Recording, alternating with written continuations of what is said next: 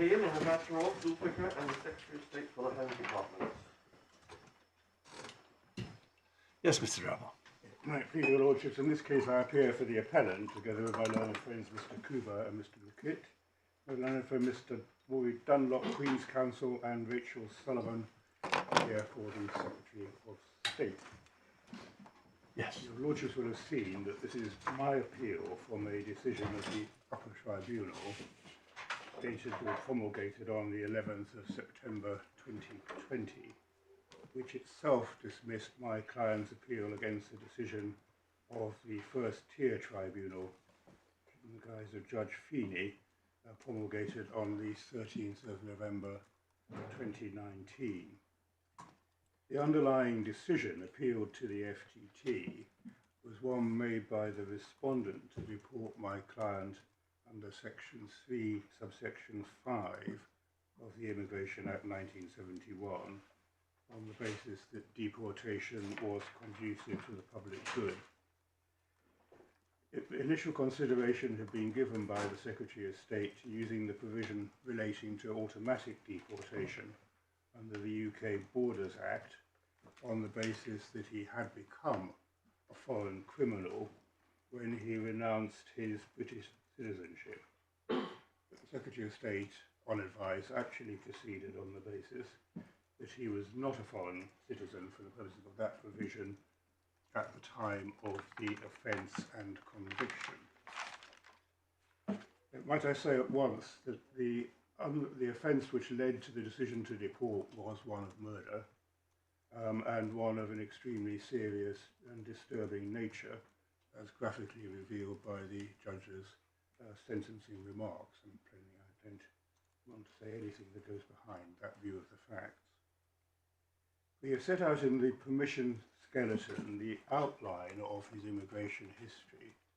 The Lordships have no doubt seen that, but if your Lordships go to page 21 of the core bundle,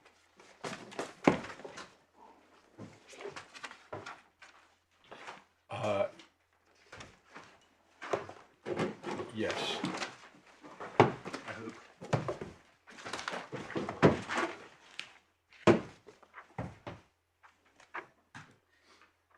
Did you say 41? 21. Oh, 21. Oh, that's what confused me. Yes. Sorry.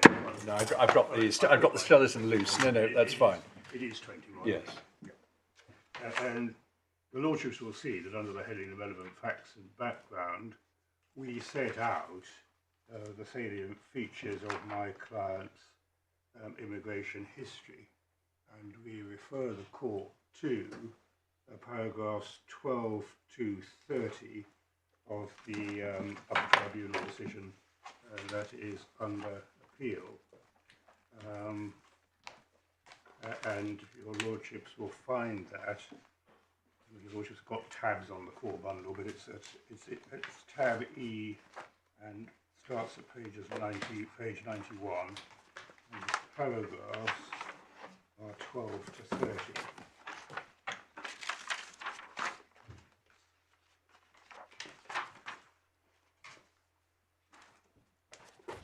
Unless the court wants me to, I don't propose to read. I see. You're just giving us those for... No. Well, I speaking for myself, and I suspect my lords also were familiar with the facts. Yeah. So.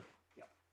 I mean, obviously. And perhaps just having said that, may I say that although for reasons I don't quite understand, this has been listed for 2 days, I agree with the estimate that appears. We agree with the estimate that appears at the front of your skeleton argument. This looks like a one-day appeal. That's my own. I wasn't the author of the skeleton at that moment in time. Yeah. But that's my own view. Yes. I don't know how it's become 2 days, but we'll see how we go. But I know you are always succinct, Mr. Dravel. Mr. Dunlop, likewise, I should be surprised if we haven't finished in the day. I'll try to be. Yeah. Your Lordships, I was just about to say, your Lordships will understand that in a way the appeal falls into two parts. There's the submissions on the concept of foreign criminal for the purposes of both the Borders Act and sections 117A to D of the 2002 Act as amended. I think I've got that right. So that is in a sense, a sharp point of law. Yes. At what point do you judge the status of the offender in terms of his nationality? And we say, for the purposes of both provisions, that point is offence and or conviction, but certainly not some much later renunciation of citizenship. So that's the first legal issue, which requires looking at both sets of statutory provisions. And the second is the whether the error, if I'm right, whether the error is material, whether it makes a difference that my client only is not a foreign citizen, and that in turn means looking at the decision of both the FGT and the upper tribunal in order to see whether there are vitiating facts. Can I say at the outset, it's crystal clear that the FGT, Judge Feeney, applied by analogy the structure of 117C, which is the provision relating to foreign criminals, and carried out an evaluative exercise in relation to 117C, acknowledging that it wasn't in play, because on the submissions that were being made to him as to the law. Her, I think. Sorry, you're quite right. I do know that. Being made to her as to the law. My client was not a foreign criminal. But we do say, and this is a theme which will recur frequently during the second part of the submissions, that in this particular case, it is very important indeed to be clear about what the public interest is that one is dealing with. There are statutory provisions, which we're going to be looking at, both in the Borders Act and in 117A to D, telling both the court and ultimately the Secretary of State where the public interest lies. If we're right about foreign criminal, the meaning of foreign criminal, we have no such steer, and I don't accept that it is correct to apply the provisions of 117C, even by analogy, in those circumstances. There are subheadings in our grounds 2 to 6, or errors that we say are made by the judge.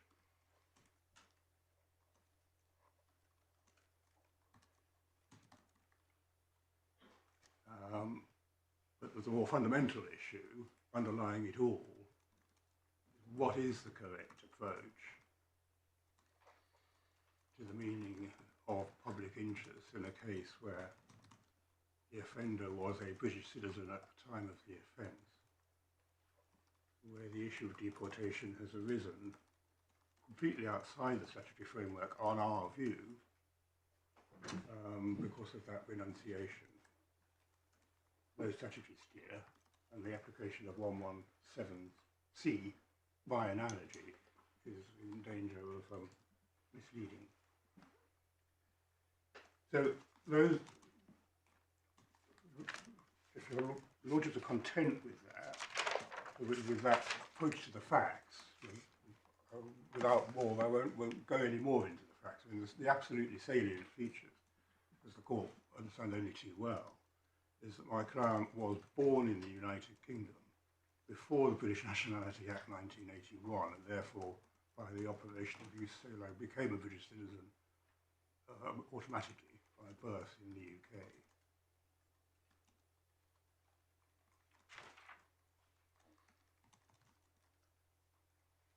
Plainly wasn't, therefore, a foreign citizen. Sorry, I'm going to keep on saying that. Foreign criminal at the time of the offence or conviction. And he is also somebody who, rather like Mr. Akinyemi, has lived in the United Kingdom for the whole of his life, a very considerable period of time, but with the additional factor that he was actually a British national until the renunciation of his citizenship. Yes, that's why I used described below. This is described below as a Akinyemi plus case. Yes. Yeah. Yes, it's an Akinyemi plus case. So you have to approach both Akinyemi 1, probably more relevantly for the purposes of this appeal, Akinyemi 2, on the basis that it is an Akinyemi plus case, without the guidance of any part of the statutory scheme on our submissions as to where the public interest lies. And it's not obvious. Well, respectively, it's not at all obvious where the public interest lies when you're dealing with someone who was a national of the relevant state at the time the offence was committed.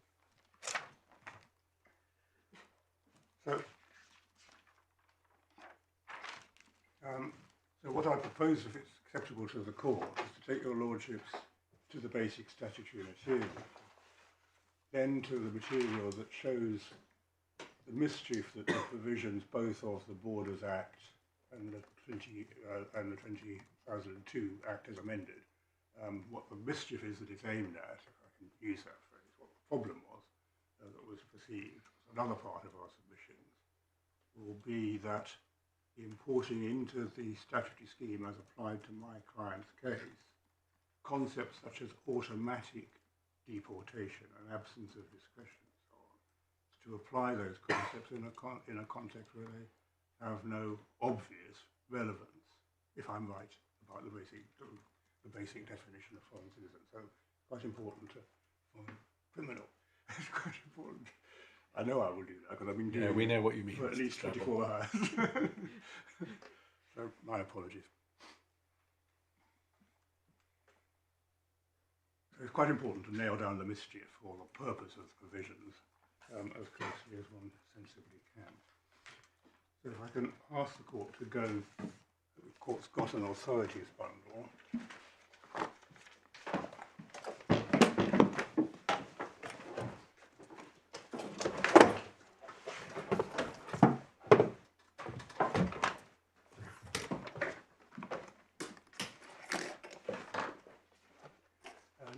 We start page 4 of the authorities bundle.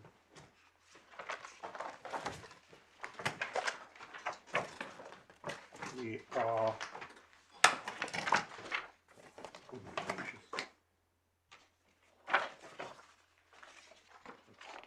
we're in section 3, which actually starts at the foot of page 3, previous page.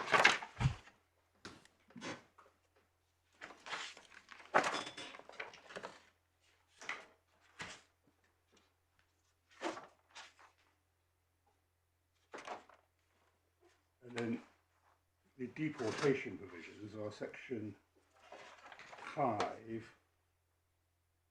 Person who is not a British citizen is liable to deportation from the United Kingdom if A, the Secretary of State deems his deportation to be conducive to the public good, or B, another person to whose family he belongs is or has been ordered to be deported. And then there are 2 provisions inserted as part of the Brexit negotiations and settlement, 5 large A and 6 large A. I think for present purposes we can simply put them to one side. If you look at the footnotes of the page, the genesis of the provisions is set out. So all that's required by section 5 for someone to be within the ambit, subsection 5, for someone to be within the ambit of subsection 5 is that someone is not a British citizen and the Secretary of State deems the deportation to be conducive to the public good. And then subsection 6 does have a timing issue in it. It's without prejudice to the operation of subsection 5 above. A person who is not a British citizen shall also be liable to deportation from the United Kingdom if after he's attained the age of 17 he's convicted of an offence which is punishable with imprisonment and on his conviction is recommended for deportation by a court empowered by this Act to do so. So that's envisaging a deportation recommendation made at or around the time of the conviction. Then going on, section 5 over at page 8.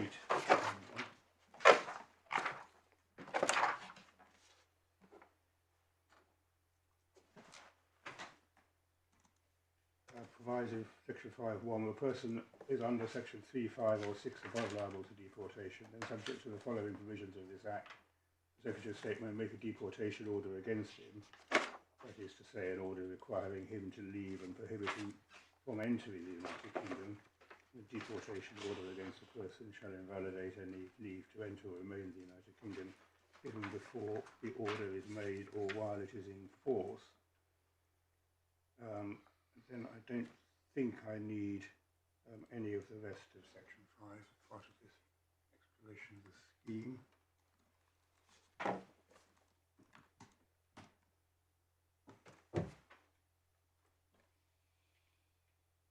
Section 6 contains further material relating to recommendations by the court for deportation, including a provision in section 6, subsection 2, requiring notice in writing,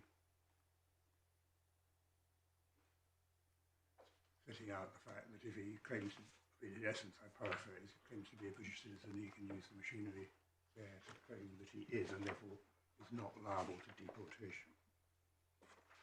Did we get anything material out of section 6.2? No, it's all consistent with whenever the context under this whole string of provisions, on my case, is of a criminal conviction, consistent with the idea that nationality, the time for establishing nationality is the time of the offence or the time of the conviction.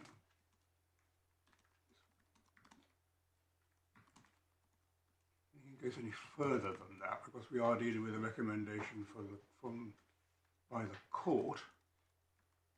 No, I see why you say it's consistent with. Yes. But that, I think, is probably true, something Mr. Dunlop may say, but it is not positively suggestive of. It's neutral, isn't it? It's equally consistent with the other alternative. Your Lordship is entirely right. I agree with that. The shape of our case here is not to say that section 3.5 wasn't available after my client renounced his citizenship. Simply that the augmented provisions dealing with the deportation of foreign criminals, the automatic deportation, are not in play. Yeah, I understand that. So I in the sense that section 6.2 is consistent with my case, but it doesn't really matter because I'm not trying to get out of the availability of section 3. No. Although I do note, because it's relevant to the policy issue, that it is a fairly unusual circumstance to start deporting somebody who was a British citizen and had been here all his life, simply because he has relinquished his citizenship. Well, it's an unusual, I think we'd all agree, it's an unusual factual situation. Yes. Yes. Yeah. Well, then one has to think through into that unusual factual situation, how one deals with issues like the public interest. Yes, quite.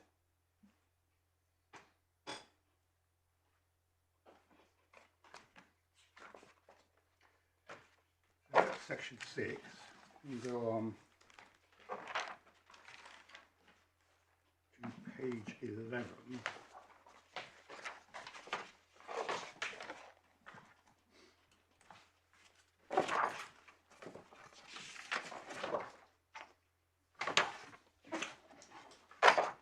Yes.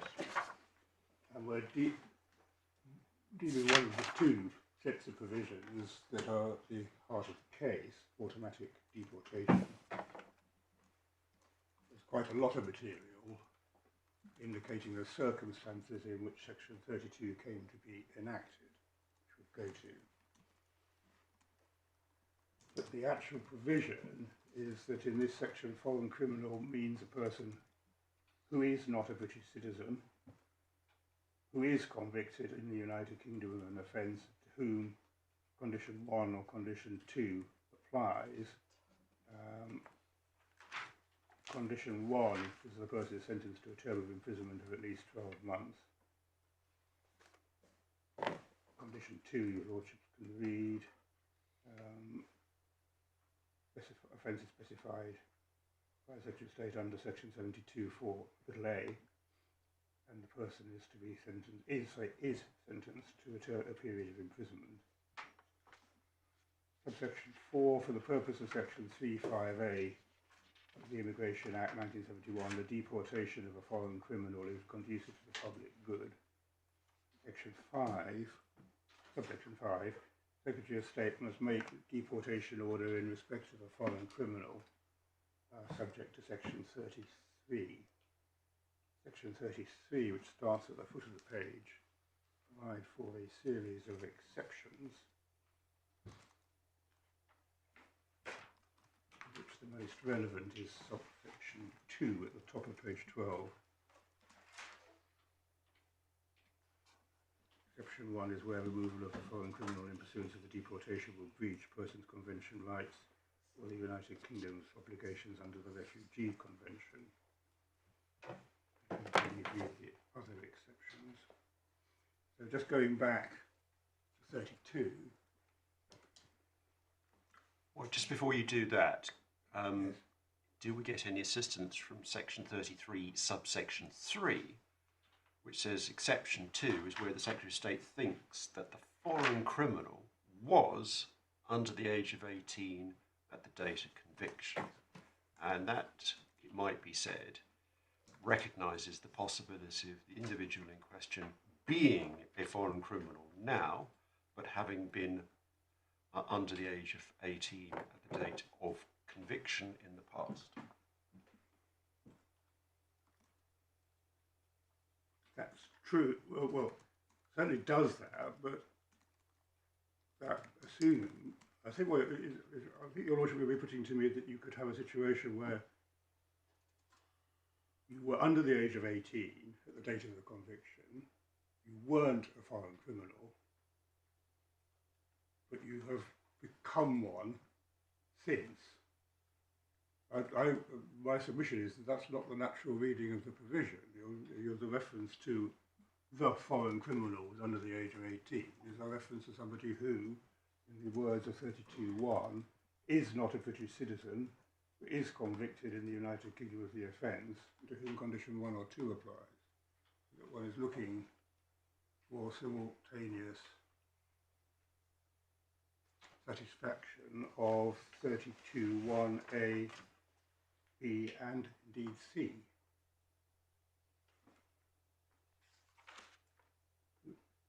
Is not a British citizen, judged now, is convicted, face of it, judged at the same time, and to whom condition 1 or 2 applies, conditions 1 or 2 being is sentenced to a term of imprisonment. Or, yeah, we'll just stay with condition 1 is the easiest one, complicating it. Condition 2, where you get the same effect. But to make an obvious point, if you're just going by all those present tenses, in condition 2 you've got a is sentenced, that will have been after the date of the offence, and indeed after the date of the conviction. Well, that's a point made in one of the cases, that you could have a gap, on the face of it, a relatively short gap, between the date of the conviction and the date of the sentence. But one is looking at an exercise calling for a judgment at the time that the criminal proceedings are taking place, which is recently. Yeah. And in my submission, that picture is not changed by the possibility of a gap between conviction and sentence. That possibility exists.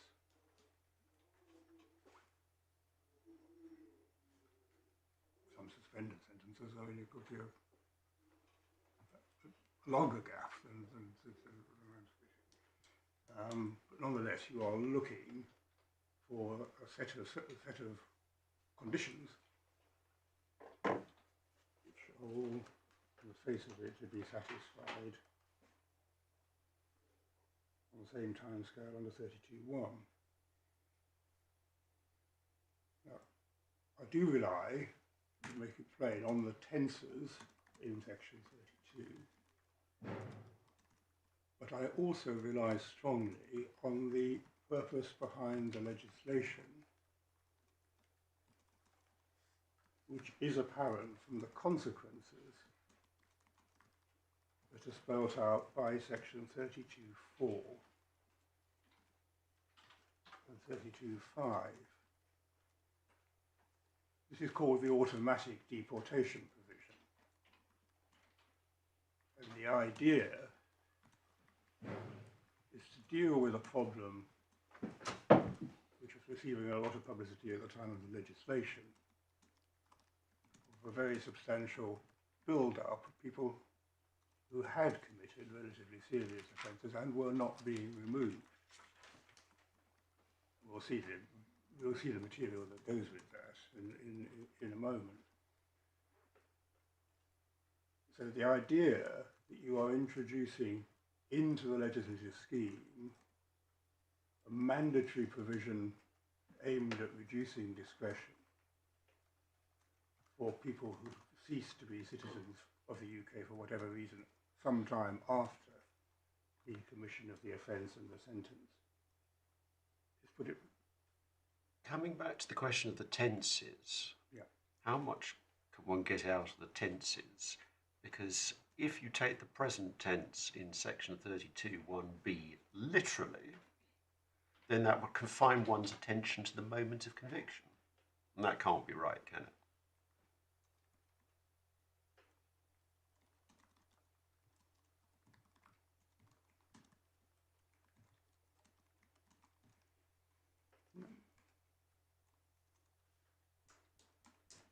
Well, no. I think I can only answer your question, your Lordship's question, by asking what is the nature of the supervening event? I mean, what's happened after the conviction that will be excluded by the use of the tense? Not obvious to me what there would be. One is looking for someone who is a foreign criminal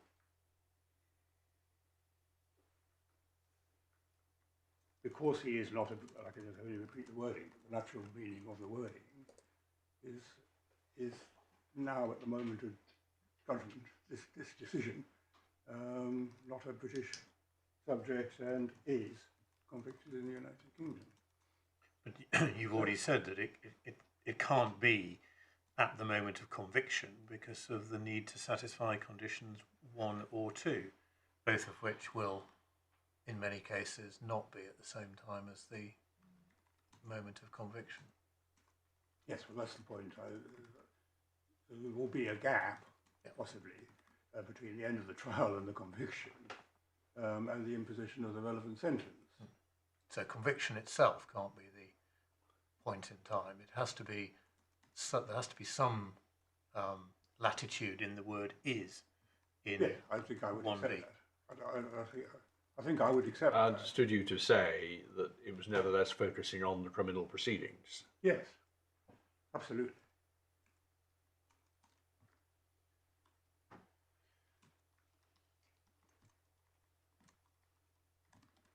Is the consequence of satisfaction of 32 subsection 1 set out in subsections 4 and 5, which only have any bearing on anything when the Secretary of State gets round to deciding whether to exercise the power to make a deportation order under the 1971 Act?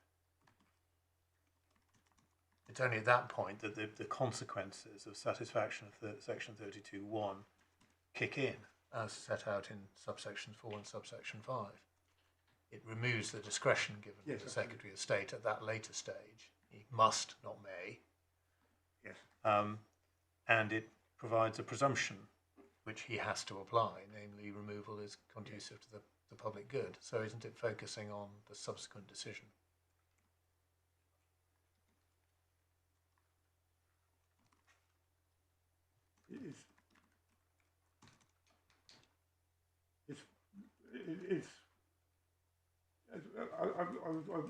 I don't think it's part of my case to say that the tenses in 32.1 are decisive.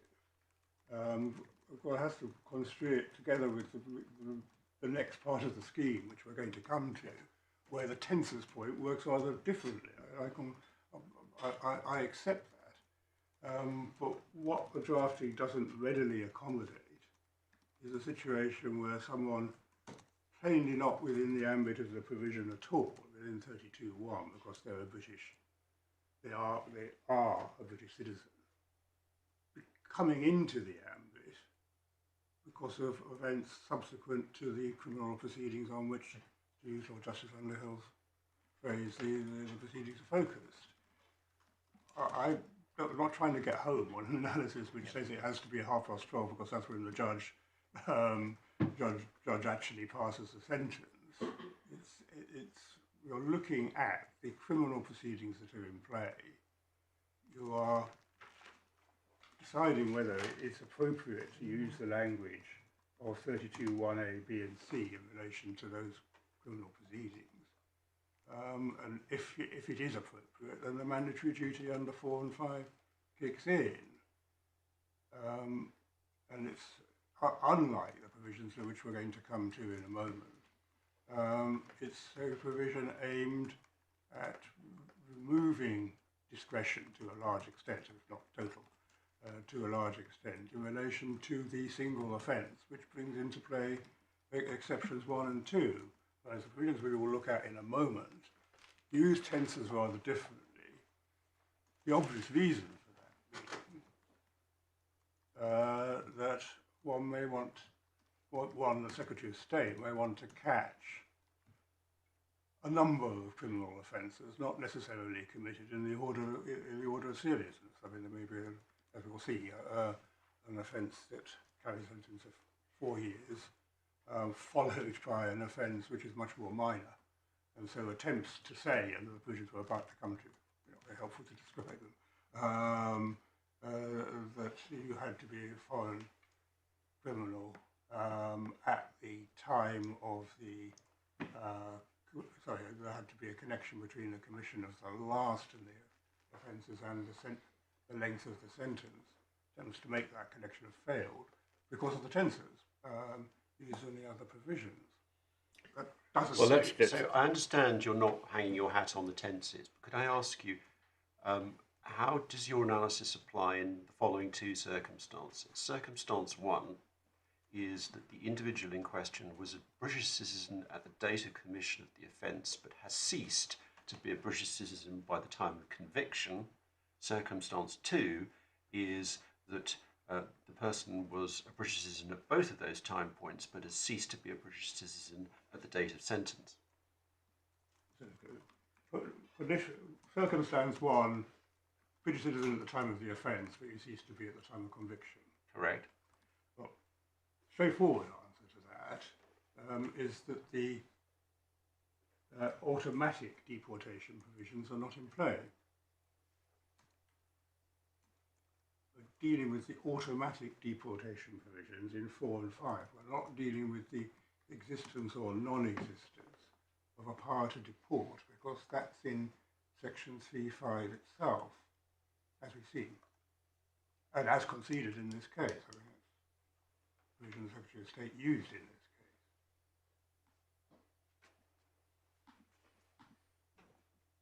It might even be, quite sure I want to commit myself to this without possibly a bit more thought, but it might be relatively easy in those circumstances to say that the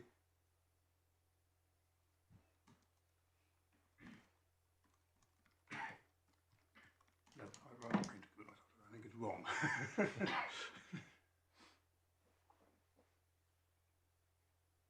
Sorry, your Lordship's second example was... So the change in status occurs between conviction and sentence. So you would say the same thing. Yes. Thank you.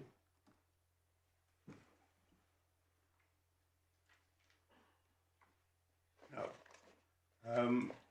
if we then go on to the 2002 Act as amended, which we'll find at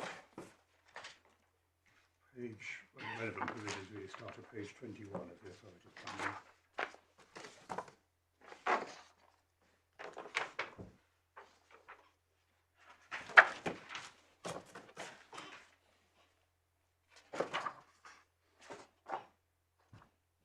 117 large A, at the foot of page 21.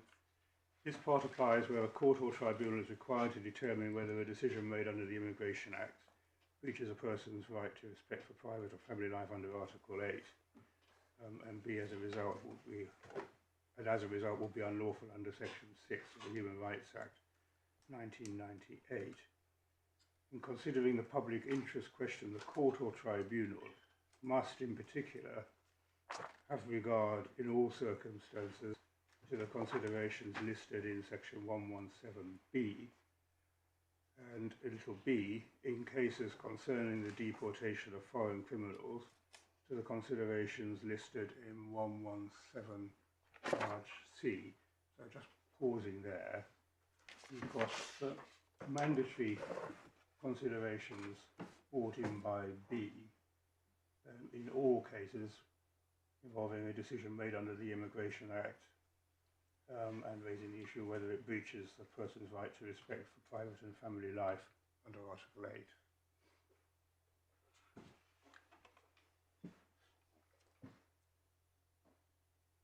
So that's B, and then that is 117 large B brought into play by 117A to little a. And then B, in all cases concerning the deportation of foreign criminals to considerations listed in 117C. So that you've got, and we'll see the detail of it, what in effect is an enhanced code setting out considerations that are relevant to the deportation of foreign criminals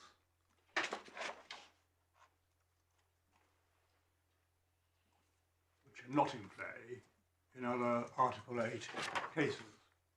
Sorry, not in play in the same way in other Article 8 cases. Now, in order to find out who is in C as well as B,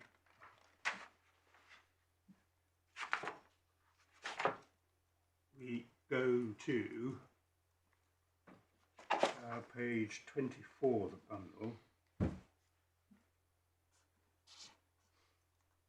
And we're in 117C2, top of the page. I think you said C2. Do you mean D2? No, I mean C2.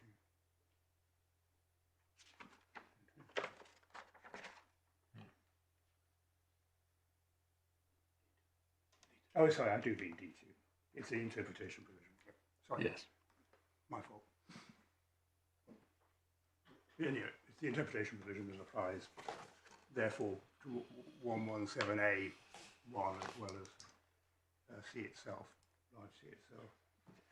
Subsection 2 provides in this part, foreign criminal means a person A, who is not a British citizen, B, who has been convicted in the United Kingdom of an offence, and C, who has been sentenced to a term of imprisonment of at least 12 months. Roman 2 has been convicted of an offence that caused serious harm, or 3 is a persistent offender. So, as I think I've already accepted, the tenses play in a different way in relation to 117C2. D2. D2. Sorry. Just spell out how. Because the tense in 2 little a provides for someone who is not a British citizen, but who has been convicted in the United Kingdom of an offence. So Yeah. if the has been convicted is undoubtedly to an extent looking to the past. The obvious reason for that is explained in a judgment of Lord Justice Irwin, which I'll come to in due course, and it deals with a situation where you have more than one offence, put it like that, more than one offence. The offence that carries the 4-year sentence, which takes you over the exceptions, is not the latest in the series.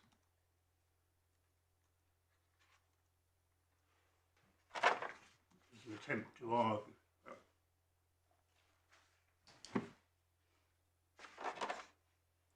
Right, well, we'll come to that case presently. Yeah. It's easier probably to make the submission. Having gone to the definition in 117D to go back into what 117C says, which is on the previous page.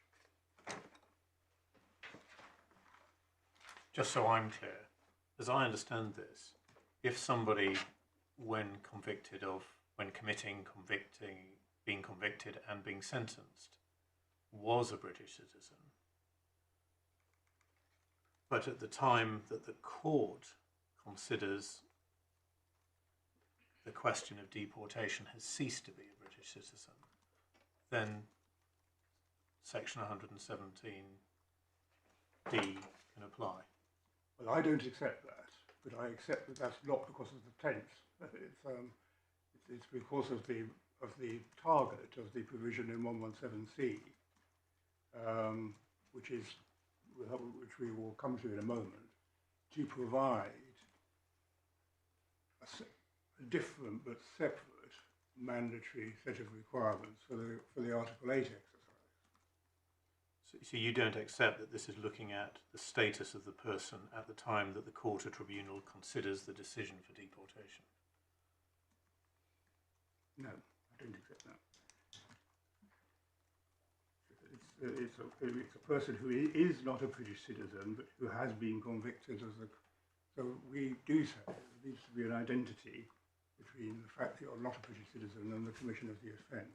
But this, under 117A, this part applies where a court or tribunal is required to determine a matter, and in considering the public interest question, the court or tribunal must have regard to certain things. So this is focusing on the decision of the court or tribunal. That's certainly true, as one of the qualities of the scheme, because it also affords to be applied under the immigration rules by the Secretary of State in making the initial decision on whether or not to deport, in which the Article 8 issues will arise.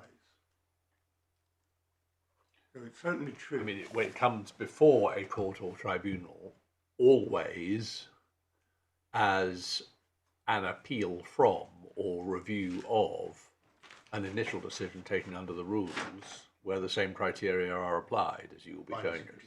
Yes. Well, I think it's, well, let's forget, Well, we'll by someone other than the court or tribunal. by some other, yes. I'm not sure that helps you, that fact, but that is a fact. I mean, the court or tribunal is never making a primary decision. No. Well, sorry. It's not strictly true, is it? I should have said it. It's not, it depends what you mean by primary decision. The nature of a deportation appeal to the FTT is that the FTT decides afresh. So although it only comes up by way of appeal, there has always been a prior decision. Yes. It is the decision maker is the tribunal. Yes, judging it, I think I'm right in saying, on the state of affairs, it exists at the time of the tribunal decision. Quite. Yeah, Quite. but what you're looking for in both sets of provisions is the concept of a foreign criminal meaning somebody who is not at the relevant time a British citizen. What is the relevant time? Go back to the trigger for the question arising, which is you have been convicted of an offence. Basically, at the time either of the conviction or the offence, and the sentence, and then one has the same, at this point in the statutory scheme, the same discussion about what degree of simultaneity, if that's a word, which isn't probably. Why do you say that the trigger is the conviction as opposed to the trigger being losing British citizenship? I mean, in 117(d)(2), there are two, well, there are a number of, but there are at least two triggers. One is the conviction in the past, but the other under 2A, why isn't that just the current status of the person, or at least the status when they were made the subject of the deportation order anyway? Because of the nature of the subject matter, you are looking for the consequence of the commission of an offence. And so if you go back, we haven't yet looked at 117C on the previous page. This all matters because of a greater exposure to detriment, if I can put it like that. If you fall into category spelled out in 117C3,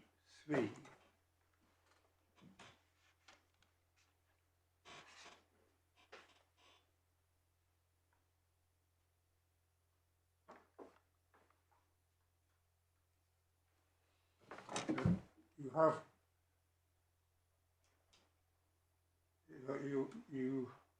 if penalty is not quite the right word, but you could see this as all a case about dubious penalisation or retrospectivity.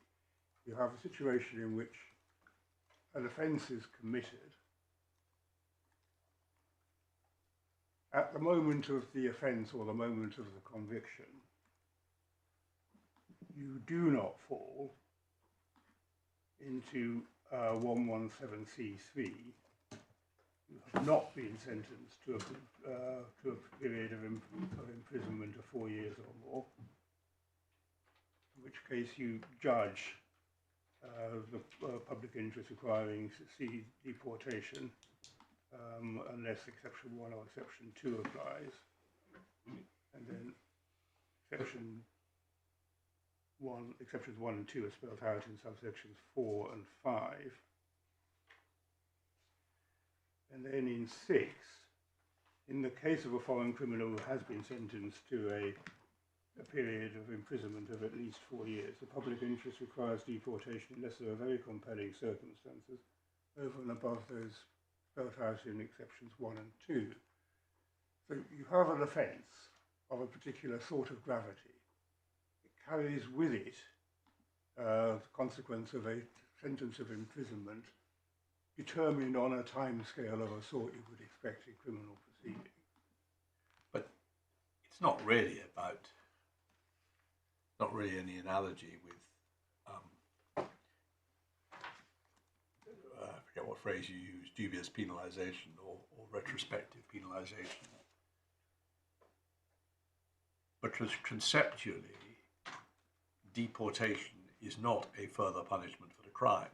I know it's often said rhetorically to be so, to feel like it to the person deported, but the underlying reason for the deportation is the policy judgment of the Secretary of State that it's not in the public interest to have people who have committed serious crimes in the UK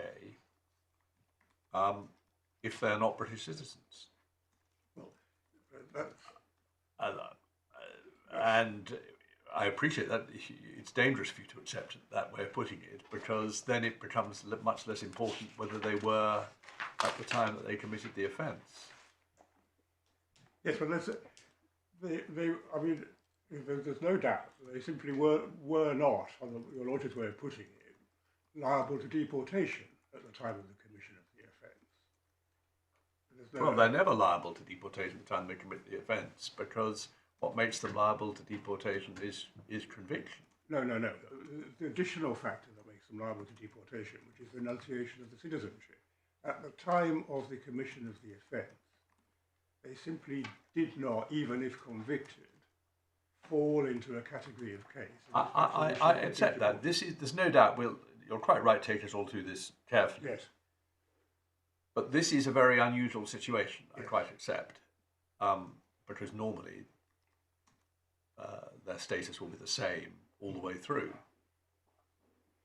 But it is still quite important, nevertheless, to identify what the purpose is. And I just wanted to pick you up slightly on talking about penalisation. Well, I'm completely sure that dubious penalisation and retrospectivity is not a perfect analogy, but we do need to be clear about what is happening. You have an offence committed, stay with murder. It will carry a 4-year sentence. At the time of the commission of the offence, and at the time of conviction, and at the time of sentence, in the category of case where we're dealing with a British citizenship, there's no liability to deportation at all.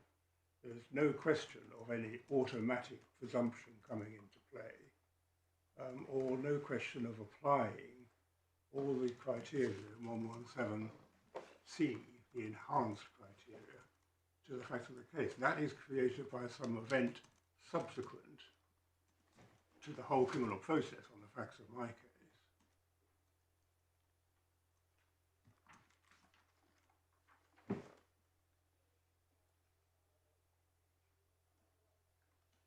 Now one can well see that if you're staying with just the language of section 3.5, is deportation conducive to the public good, one can make a broad judgment that certain murderers should be deported. But what is happening here is both in the 117C category of case and in section 32, the automatic deportation case, creation of a presumption. Now I'll show your Lordship the material. Presumption which is there because of a different problem from people renouncing their citizenship. There because of the backlog of foreign criminals who were simply not being deported at the time that the Home Secretary, Mr. Reid, famously described the Home Office as not fit for purpose. Yes, but I think my Lord's question was considering the question of purpose, because you approach this very understandably on the basis of, well, we're focused on the criminal proceedings. And for your purposes, it doesn't really matter whether we're concerned with offence, conviction, sentence, on the facts of this case. And in any event, you can say they're all part of the criminal proceedings. But my Lord's question was focusing on the question of British citizenship. Yes. And therefore, what one is considering, therefore, is, well, what is to be done with someone who, at the time of a decision whether to deport or not, is not a British citizen? No, but was, at the time of the commission of the offence, the question, apart from the words which we've concentrated on so far, the underlying policy decision is why are these automatic provisions in play in circumstances where you cease to be a British citizen for reasons possibly unconnected. Well, one can see reasons why they might be. Putting it very crudely, the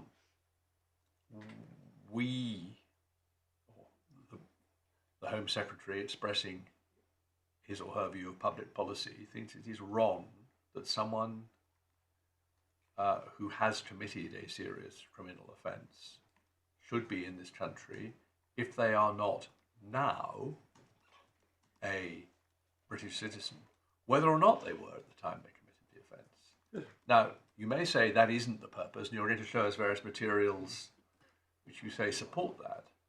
But there's no reason in principle why that couldn't be the purpose. We can decide which it was. Can we just,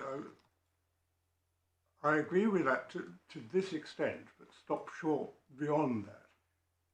It is, we positively assert that Section 3(5) is available in cases where serious criminals have ceased to be British citizens. No question about that.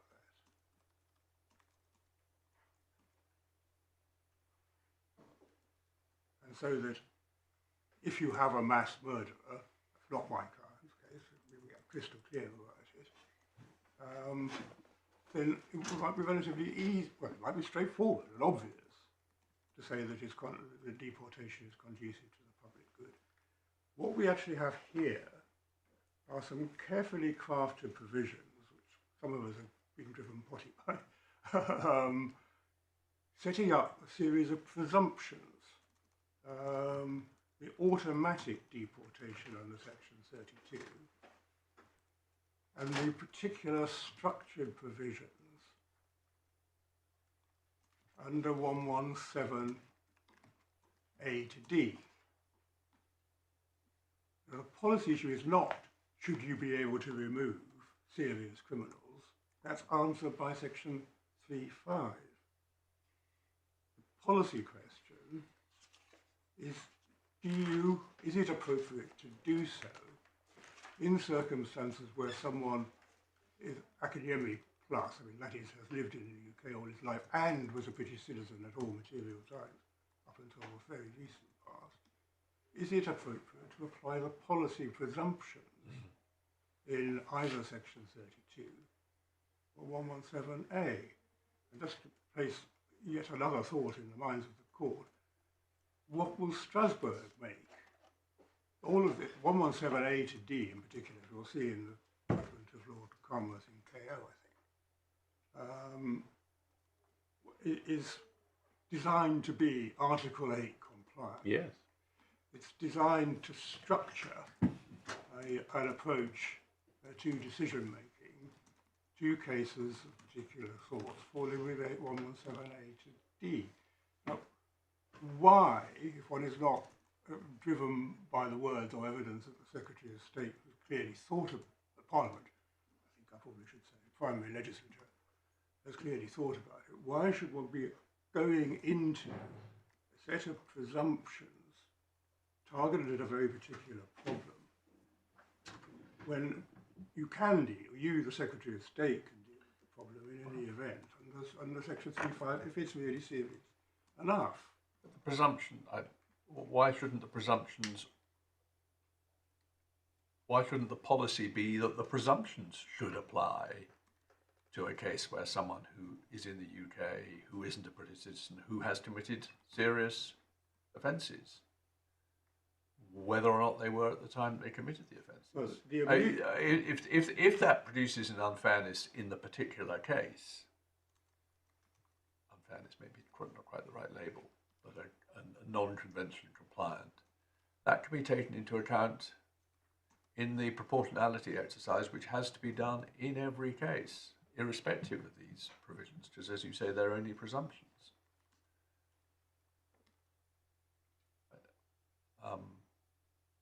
Anyway, that I put it to you, but I think probably it's helpful for us sooner rather than later to get on to the materials which you say inform our decision of what the mischief behind these provisions is. Is there any more you want to take us to in 117C itself?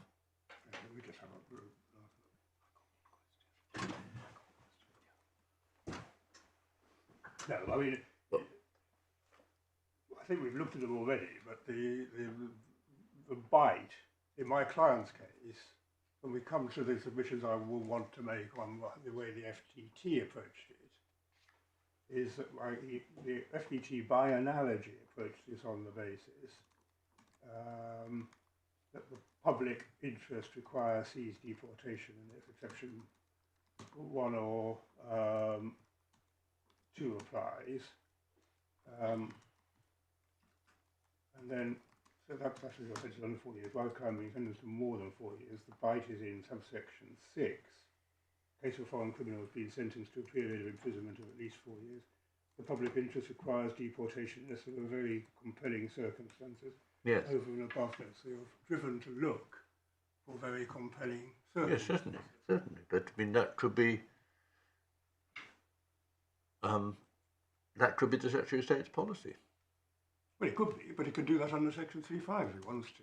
Yes, but if they can, but he wants to see the tribunals take into account his view of public policy in the case of foreign criminals. Well, I mean, these provisions are wholly unnecessary in one sense. It's always there. He's always got a power under 3.5, but he or she, whichever it then was, anyway, it's neither of them. It was Parliament, had a different. Could be said. Well, we're going round in circles, I think. Clearly, you're right. He didn't need the automatic deportation provisions. But he decided that he did need, that they were desirable in a particular kind of case. And he doesn't seem to me to advance the argument to say that he's always got the fallback powers under 3.5. The question is, what particular kind of case did he think he needed the automatic deportation provisions in? Yes, exactly. I mean that's obviously right. I don't demur from that. The obvious class of cases are the danger of becoming too complicated about this. So the clue might be on the label stuck on the tin. The obvious class of cases, people who are foreign criminals. Yeah, well, yes, but the question is, who are foreign criminals? But my lord has a question, I think. Can I just go back to the wording, please, just before we get onto the materials of 117D2? If Parliament had wanted to achieve the result that you advocate, wouldn't it have worded subsection 2 differently by starting with the words, in this part, foreign criminal means a person, B, who has been convicted in the UK of an offence, and C, who's been sentenced or convicted, and then put afterwards, and at the time was a British citizen? I mean, it's deliberately chosen a different tense and to put A first. Isn't that just indicating that you're looking at the status at the time of the decision or the review decision? Well, you are looking. It's simply indicating that there's an element of looking at the past, as there plainly is in the context of a series of offences. That doesn't mean that the draftsman actually had in mind renunciation or similar cases at all when drafting 117C2. But if they had wanted to tie citizenship to the commission or conviction or sentencing, they would have reversed the order, wouldn't they? Go back. You have my policy line on this being. I'm just looking at the wording. Go back to the other part of it, which is quite important. This is, we haven't yet seen the immigration rules. 117A to D forms part of a corpus of material which includes Section 32. So we've seen the way in which Section 32 works, and I certainly stand firmly by the submission that Section 32 requires someone, the foreign criminal, to be someone other than a British national at around the time of the criminal proceedings, to use the sort of formulation that we've been heading towards. So we have, first of all, my submission about something akin to dubious penalisation. I know that's not precise, but an added drawback, detriment being applied to people in my client's circumstances, in the context where you're requiring the authorities to read Section 32 in a different way from 117A, unless my learned friend is right to say that you're simply not a foreign criminal under both whenever you renounce your citizenship. No, Okay. The follow-up question was persistent offender. I don't think is defined, is it? I'm not aware of it being defined. But let me take it It must mean somebody who persists in offending. Take a person who commits a whole string of offences whilst a British citizen, but carries on after they have lost British citizenship. In deciding whether they're a persistent offender, do you take into account only those offences after they've lost citizenship? Yes.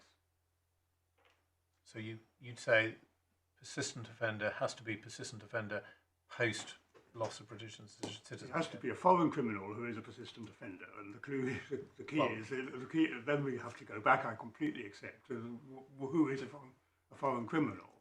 But, so somebody who commits 10 offences but loses their British citizenship between offence 7 and 8, you say wouldn't qualify because they've only committed 2 offences since losing British citizenship, even though in fact they've committed 10 offences on the trot. No, I say that's a perfectly sensible outcome, because up until the moment when they lose their British citizenship, they're not liable to deportation. They belong to this country. It's quite important to bear that in mind. They are UK nationals on the example that your Lordship is giving me. And therefore it is, in my submission, in policy terms, entirely appropriate to be looking at the state of affairs that exists in relation to foreign criminals, that is, people who have either come to the UK and committed offences without ever achieving citizenship, or stay in the UK without a legally satisfactory or guaranteed basis for staying here. That, in my submission, is a perfectly sensible outcome.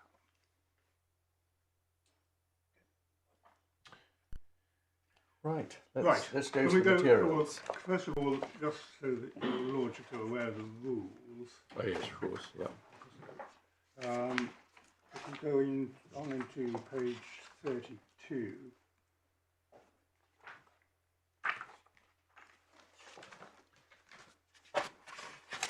Now, these are the rules as they stand. I was about to say today, but it's the 11th of October, given how often they change. They've probably changed since then. But I don't know if it's dangerous in this particular case. It's always dangerous to look otherwise than at the rules at the relevant time. Yeah. Is everyone confident these are the rules as they were at the relevant time?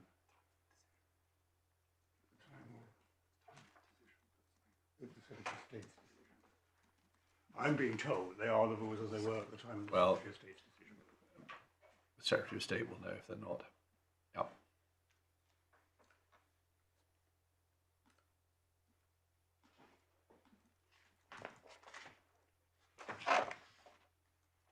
Yep.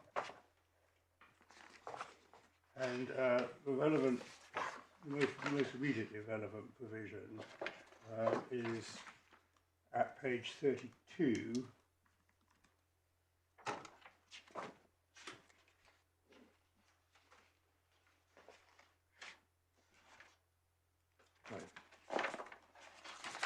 And A398, which provides these rules apply where a foreign criminal liable to deportation claims that his deportation will be contrary to the United Kingdom's obligations under Article 8 of the Human Rights Convention.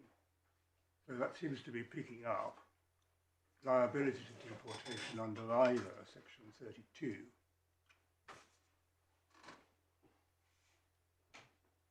or on the basis of 117A to D.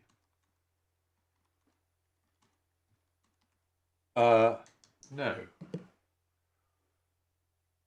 because the rule maker isn't concerned with 117A to 117D, is it? That's only relevant to court or tribunal. Little wrinkle on that, where Lord Justice Elias said that it couldn't, I'll show you the dicta, couldn't understand why the rules were, that 117A to D are targeted at court or tribunal.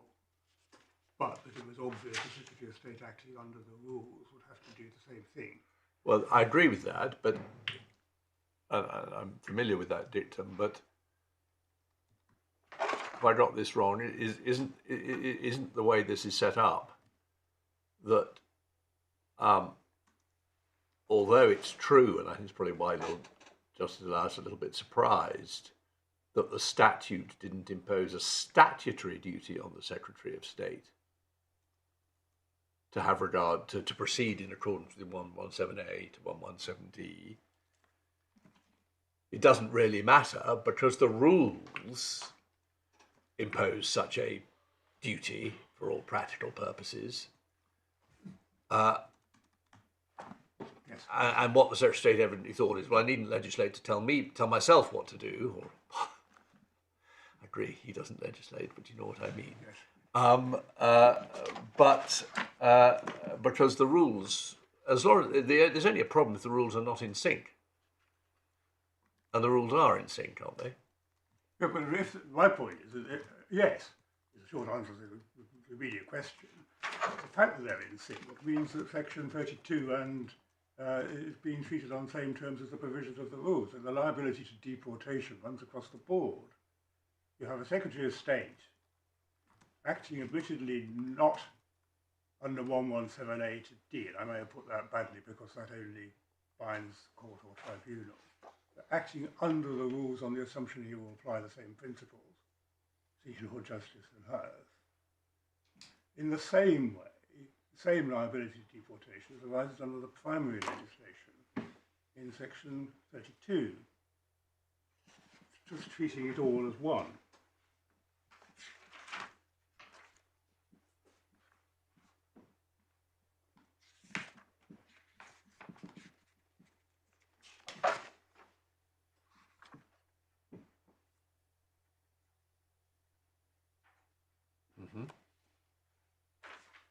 And the reason I've gone into the authority bundle when considering your Lordship's question about the issue is touched on to an extent in the judgment of Lord Carnworth in I always think of it as KO. Yeah.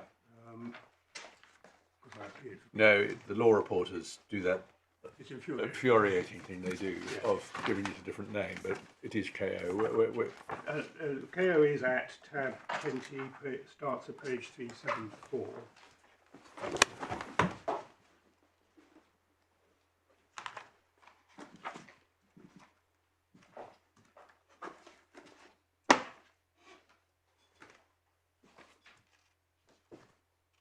Yes. And the passage germane to the conversation we've just been having is paragraph 3, page 382.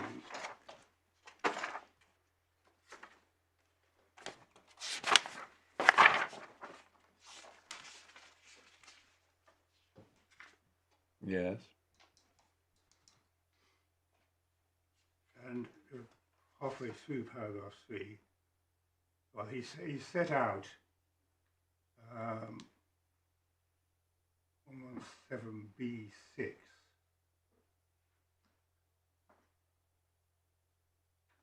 which opens with the words, in the case of a person who is not liable to deportation, and then says, under the quote, the exclusion of persons liable to deportation's card of non-British citizens whose deportation is deemed conducive to the foreign good and foreign criminals as defined by the UK Borders Act 2007. See section 3.5. What we get out of that? That's obviously right, but so what? The submission we make is in a skeleton.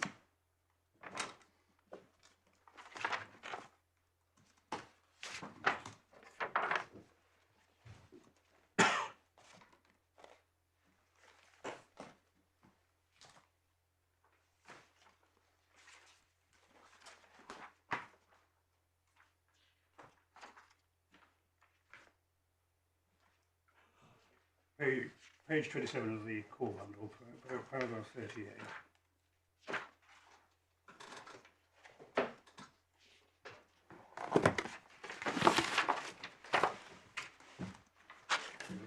Read paragraph 38 and see this. Which paragraph? 38. Page 27 core bundle.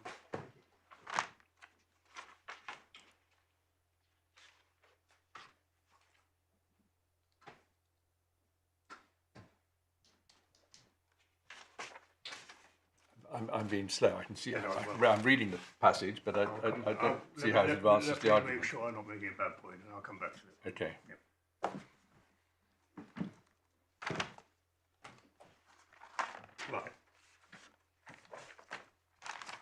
I think we've seen enough of the rules for my present purposes. The material that shows the nature of the exercise is pages 17 and 18 of the authorities manual.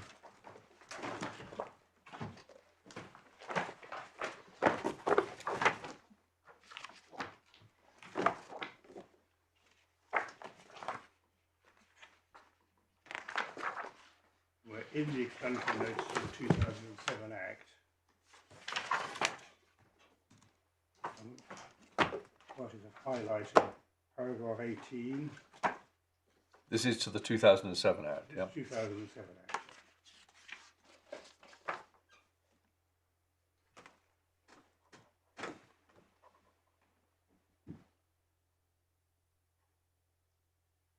And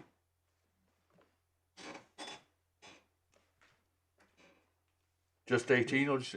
it's 18, but then if your lordships will go on to the next page, it's jumping quite a long way through the material actually, but it's paragraph 107 and 108. Yeah, okay. Just a moment to read that.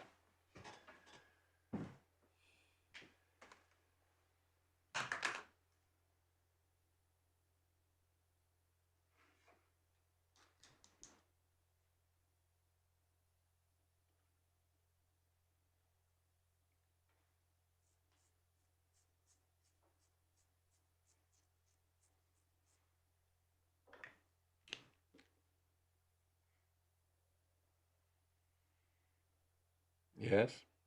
And your lordships will see that 108 is describing, the section creates a new statutory framework for the automatic deportation of certain non-British citizens convicted in the United Kingdom of a qualifying offence. Under the provision, the Secretary of State will be required to make a deportation order, etc. Well, we see that, but I mean, that just raises the same issue as the statute. Doesn't help answer it, does it? Well, I thought you were going to take us. I thought you were going to emphasise the first sentence of 107. yes, sorry, well I should have done.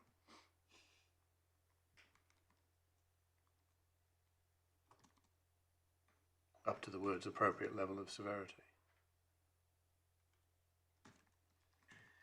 But does that really advance the argument either? Well, I suppose you could say, depends what commission means.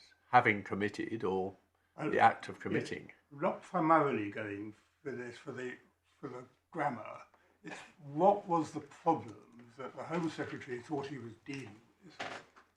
Home Secretary thought he was dealing with a situation in which there was a need for a direct link between the deportation and commission of a crime, the appropriate level of severity, reducing the scope for automatic deportation decisions through the appeal system. Now, But given that deportation only arises if someone is not a British citizen, why is past crimes irrelevant to this policy? because this policy is two stages. One is the automatic nature of it, and the other one is the evaluation under Article 8. It is relatively easy to see how you can produce a framework for setting out criteria for the evaluation of Article 8 matters. That's what 117B and C do. Well, hang on, this is the 2007 Act, This is the 2007 Act, yes. whereas they come in with the 2014 Act. Yeah, we'll come. Yes, all right, okay. Well, anyway, we've seen this, yes. Well, the second explanatory note is at page 26, which is dealing with the 2014 Act, and therefore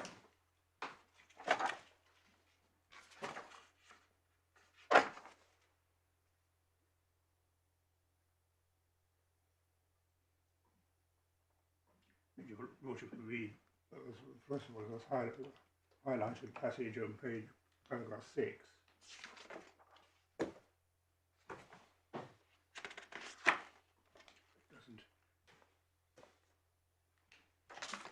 doesn't really advance the argument either, does it? I don't think either on the 2014 Act, therefore 2002 Act as amended, neither of the explanatory notes take the matter that much further. The lordships can read paragraphs 100 to 106.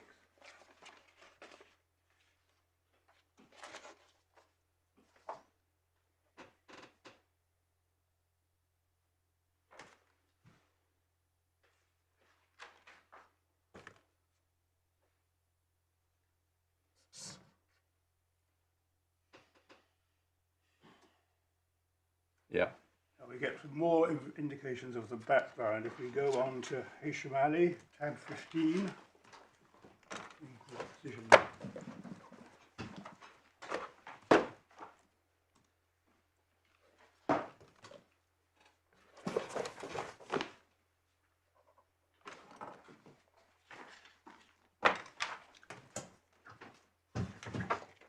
And if the Lordship go to pages 243.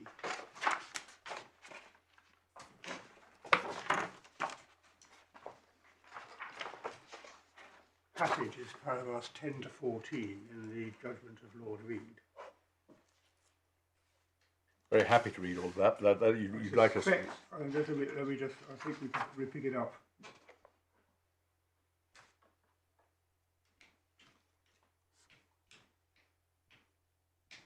We'll pick it up at 13 and 14 actually.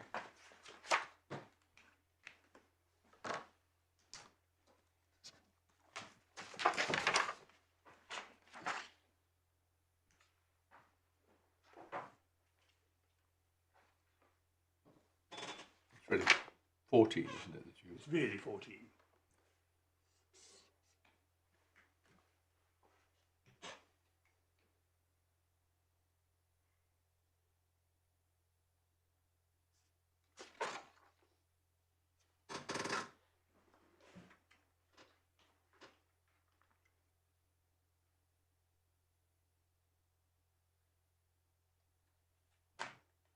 Well, I have to say, this is useful. Well, now I'm being too polite, but it is really useful. The ambiguity about whether they're talking about foreign criminals who have committed offences while they were non-British or were convicted at a time when they were non-British, or whether you're only considering people who are non-British at the time of decision, is simply not addressed by any of this, and not surprisingly, it is a very unusual situation. Well, if anything, it's against you, isn't it, Mr. Drabble?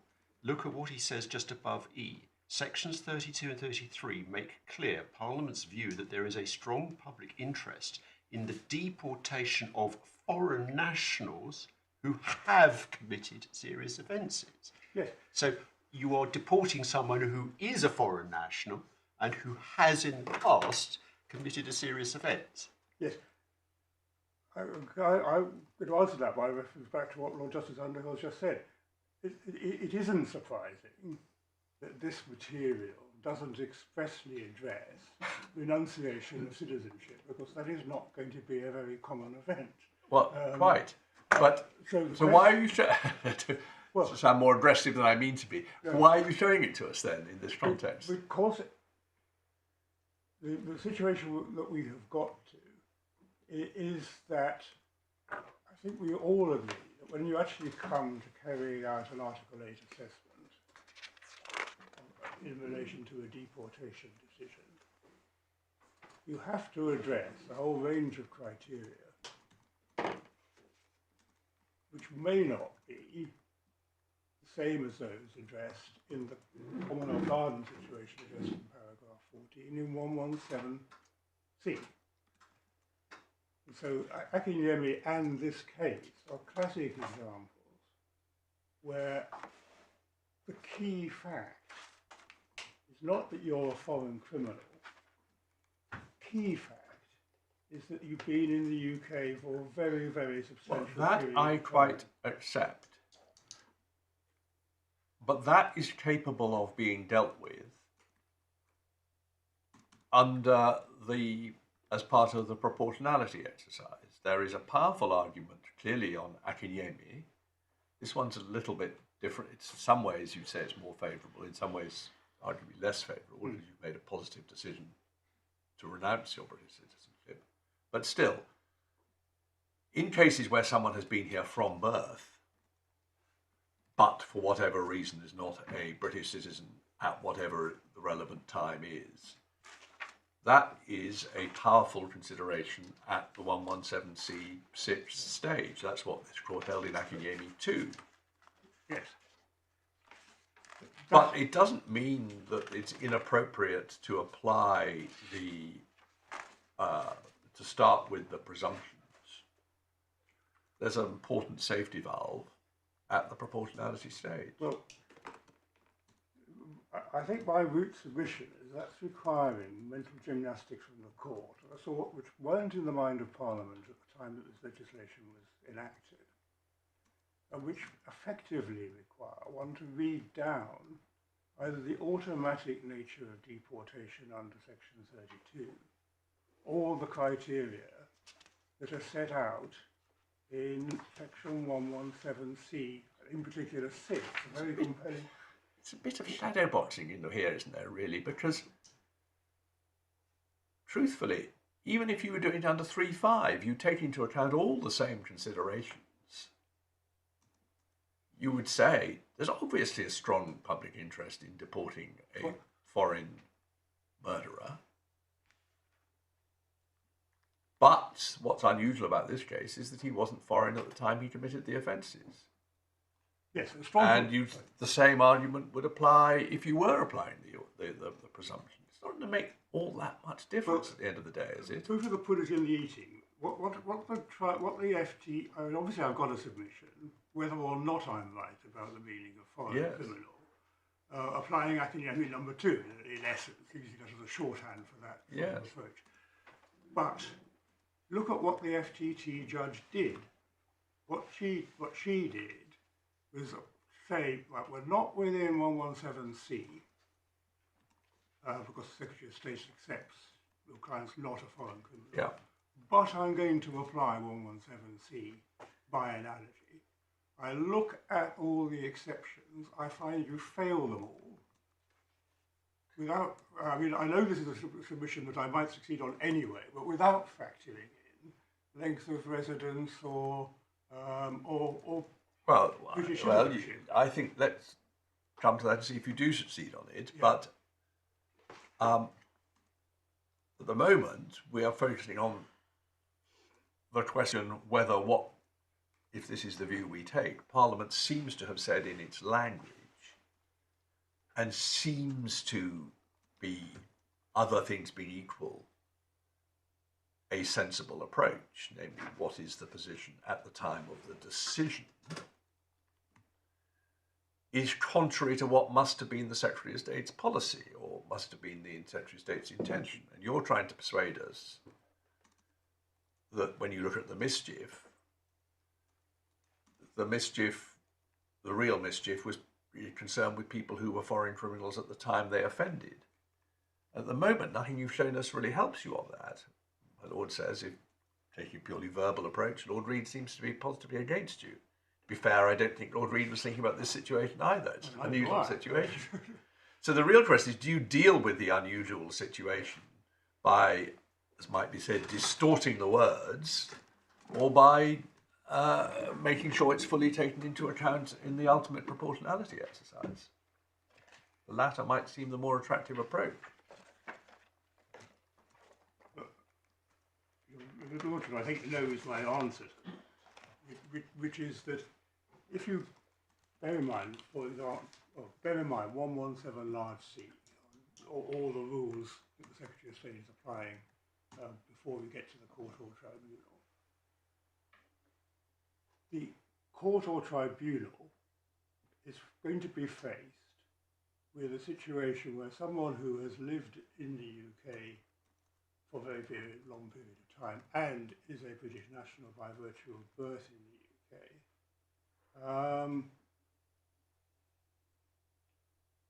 has in the past been a sentence to a period of imprisonment of at least 4 years, the public interest is said by Parliament to require deportation unless there are very compelling circumstances over and above those described in exceptions 1 and 2.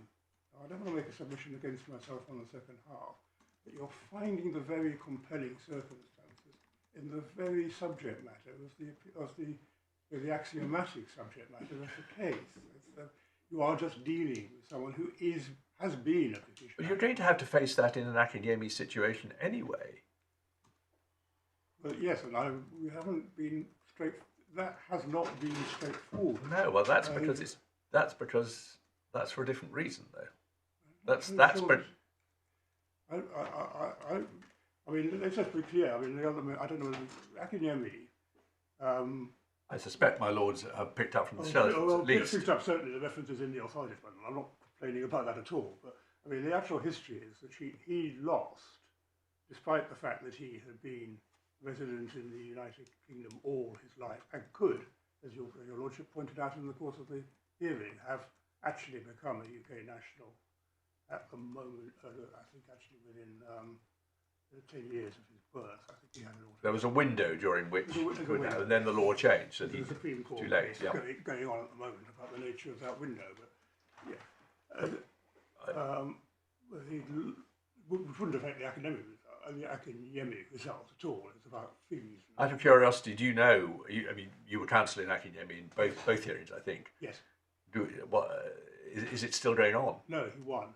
He won. So I mean, the history I was about to relate is he lost in the FTT first time round, lost in the upper tribunal first time round. We won in the Court of Appeal in front of your lordship. Went back to the FTT, to the upper tribunal as fact finder. Lost again on the basis of an application of 117, etc. Just saying words mean what they say, and off you go to Nigeria. Came up back in Emmy number 2, won, and he has actually, Mr. Kuba has succeeded ultimately in front of upper tribunal, in the upper tribunal. And that hasn't been either they haven't Secretary hasn't tried to appeal or has not got I permission. think we've got to the end of the road. Okay, well, let's not worry about that. But my point, the serious point in here, because my point is, we'll see it when we come to academia number 2, is that if you try to force all this through, the concept of very compelling circumstances as the way out of what otherwise seems to be an inappropriate presumption, an inappropriate degree of automaticity, which not addressed that doesn't look as if it was addressed at Mr. Reed's problem. It's just the words are now said to create this difficulty. Then it isn't an easy time for tribunals who are held to apply it. We'll see that that's exactly what happened in the present case. The judge did apply 117C by analogy. We would say on our construction completely inappropriately. And here we are back again, having lost in the FTT, lost again in the upper tribunal. And the result yeah, is, well, anyway, we've got your lordship. no, I have the point. I have the point. But I mean, I don't in any way want to hasten you, but I get the impression you've been perfectly candid about the explanatory notes don't really help. Hedlam Ali, though you were taking us to it, doesn't really help. Certainly doesn't help you. And I haven't detected in the Snowden argument any other materials that really help, for the reason which we've now mentioned several times. This is a situation which, truthfully, neither Parliament nor any of the courts that have looked at this issue have had this particular question in mind when talking about when you have to be a foreign criminal. And it really comes down, doesn't it, to an argument about how the words strike us on their natural meaning. And if they strike us on their natural meaning in a way it isn't helpful to you, what help you can get by saying that you will less often get a messy situation where you have to put everything into 117C if you focus on the case, on the question whether they were a foreign criminal at the time of the conviction rather than at the time of the decision. Sorry, that was rather a long-winded question, but that is really where we are, isn't it? I'm not disagreeing with any of that. I mean, I agree with that. The factor that I build in is, well, I mean, it's simply that if one asks oneself a straightforward question under section 3.5, one does not need to distort the answer by a process of construction of 117C, if that was never the intention. And we'll go back to the fact that the starting place for all of this is that section 32 ought to be read on the basis of the tenses in the way in which I've described, and ought to be read in a way which is synonymous with which chimes with section 117A, ought to be more accurate. 117A ought to be read in a way which is synonymous with section 32. Yeah, give me 1 moment. I think the last authority if your lordships will go for a moment just to the skeleton, our skeleton. Yeah.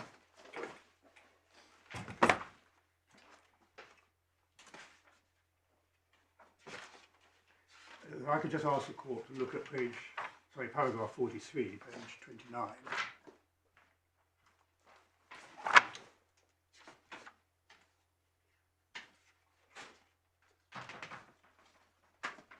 Sorry, 1 moment.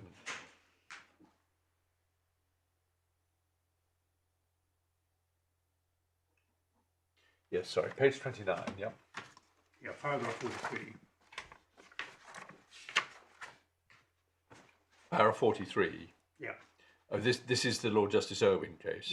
Yes, it would be helpful to see that. There's a submission made in paragraph 43 about the significance of the tenses, and the case itself is at tab 22, page 445.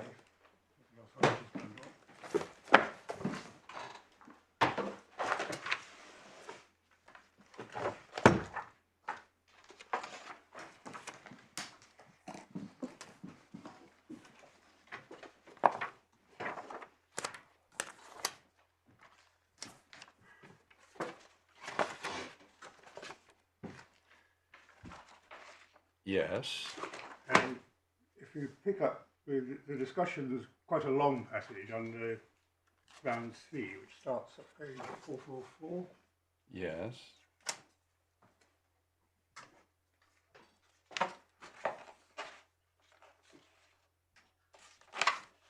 And your lordship will see that the central submission being made on behalf of the appellant is in the first sentence, actually, of paragraph 39. Yes. Just what were the facts about the sentences? I think the basic factual scenario was that there was an offence for which he had been convicted of and sentenced to 4 years, and a subsequent, and not deported, and a subsequent offence carrying a lighter prison sentence. And the question was, did it? Oh, I see. Yes, right. But he was a foreign national at all times. Yes, I see. Those, funnily enough, were the facts of Akinyemi as well, weren't they? Yes. I think. Yes, they were, actually. There was a, yes. I don't think the point was taken. Or no, I think it would have been a bad point if it had been. Yeah, we didn't take that one. I'm being told we didn't take it. Yes. But I certainly don't remember taking it. No. Well, that's a factual situation, and in the whole of the passage from paragraph 38 through to 49, really. Yes, but where's the bit that helps us, or that helps you say is relevant to I think you were citing Really this particularly on the 43. question of why 117C D was drafting quite the way it was. Is that right? Yes. Sorry, look at trying to.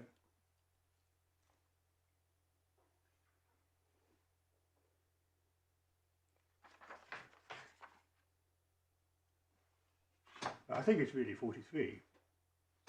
43.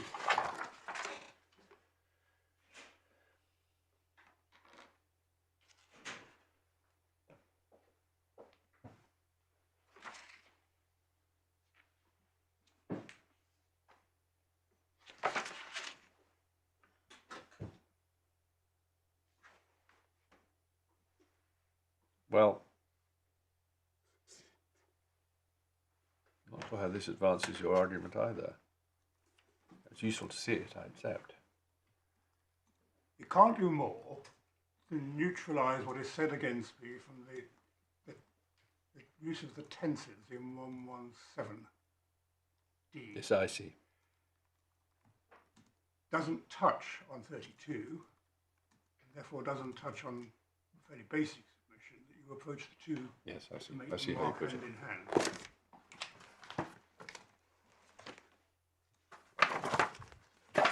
No, well, I think those are the materials for the Yes, and those are, I'm not trying to rush you, but just those are effectively your submissions on ground one, are they? Yes, indeed. Yes. Yes. Yeah. Those are- Thank you. Well, that's been very clear.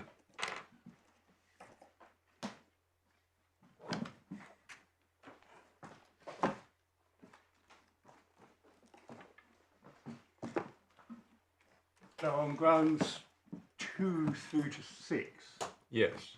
they all touch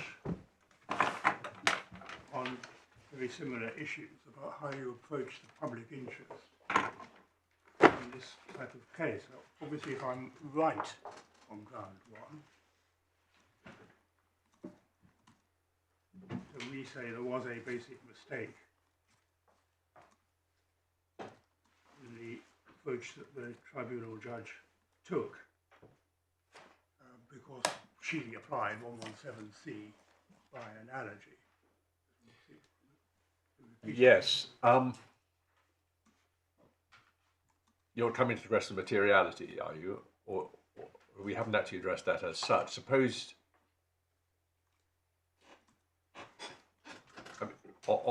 suppose, unless I've muddled myself, if she ought, as I think is now the Secretary of State's position, to have applied 117A to D, or 117C to be more precise, that was an error in your favour, and that's why the upper tribunal said the error was immaterial. Yes. And then we're just left with the alternative submission that she erred in the approach to proportionality on an academic style. Yes, I see. basis, if we were I see. actually Okay, no, you're right. There isn't really a separate issue about materiality. There is still, even if I'm wrong on ground 1, Yeah, therefore the upper tribunal are right to say immaterial. yeah, There's still yeah. an issue about whether the tribunal judge adequately approached the public interest issue. Yeah. And I think the simplest thing to do, I think I can take that relatively shortly for now, is if your lordships will look at the first tier tribunal decision. Yes, I think that's an important exercise we have to do.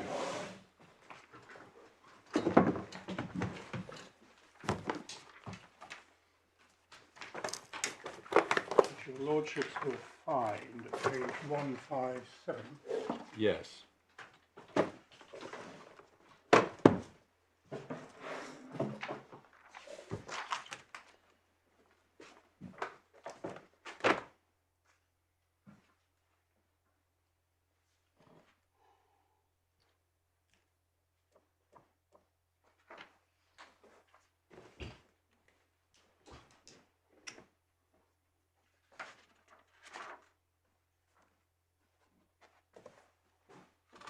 Yes.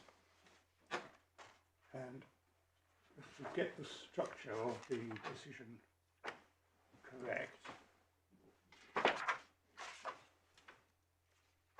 which is, we'll see at 158 as a heading, the refusal letter.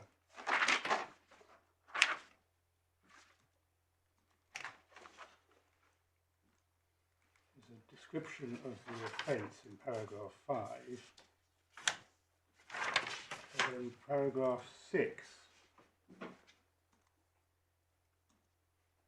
says there is a public interest in his removal, as the public interest in deportation not only includes depriving the offender of a chance to reoffend, but also deterring and preventing serious crime generally, and upholding public abhorrence of such offending.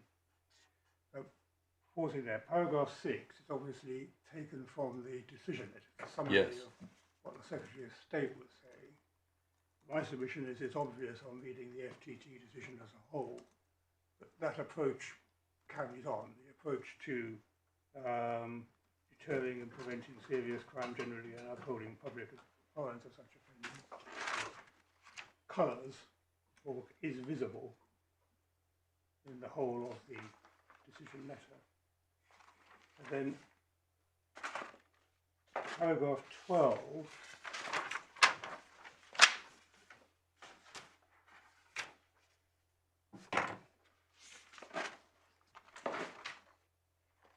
refers to the fact, to the detailed framework. At the very top of the page, there's rules only apply to cases concerned involving a foreign criminal unless conceded by the respondent. This does not apply to the appellant.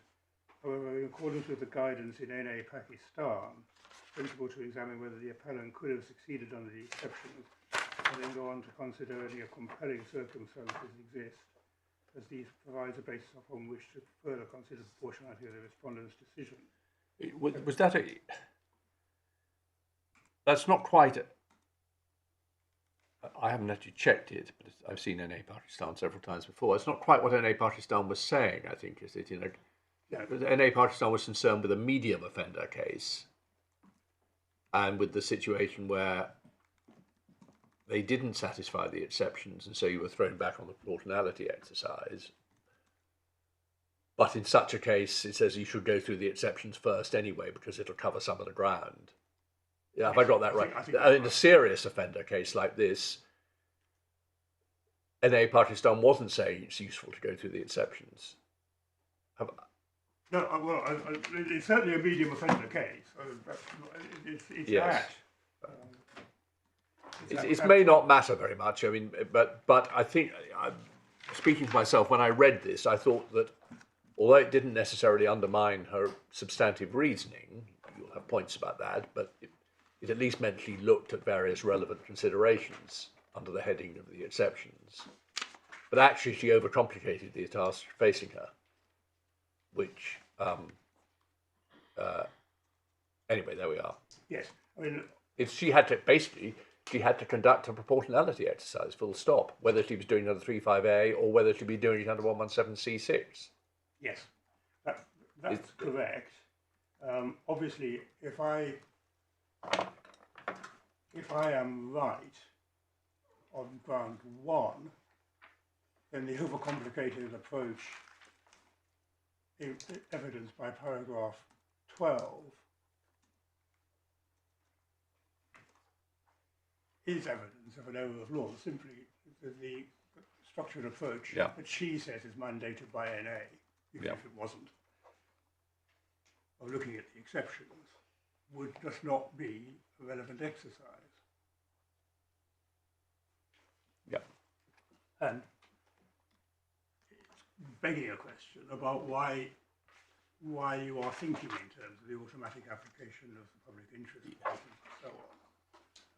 When on my case on ground 1, you're not.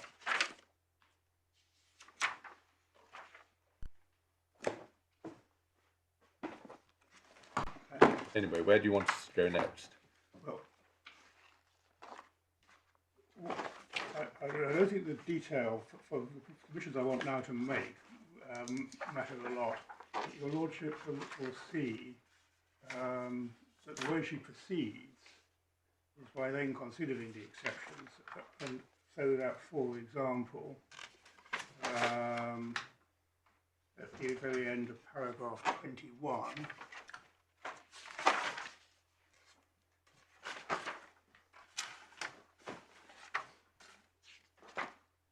he comes to the conclusion that there were no insurmountable obstacles to appellant's integration in Pakistan. Yes, this is all the language of the exceptions. Exactly. Yeah, I understand Point that, is simple. yes. Though it is also material to the proportionality exercise in a more general sense. Yes. Yeah. And then she then says, paragraph 25 uses a similar formula about the appellant would not have been able to meet this exception had it applied. Last sentence of paragraph 25. Refers to the fact that my client's a British citizen, that carries substantial weight. This is a 27 you want, huh?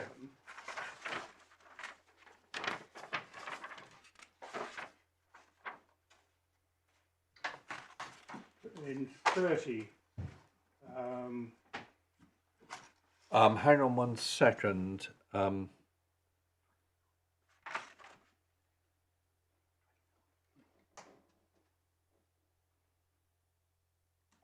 Yes, something's gone wrong with the punctuation, hasn't it? There is no main verb in the second sentence, but it's clear enough what she's saying. Although I reject the claim he renounced his citizenship, but she doesn't go on to then to say anything after the although clause. Yeah. It doesn't matter, but yeah. And then relevantly for these submissions on proportionality, in 28,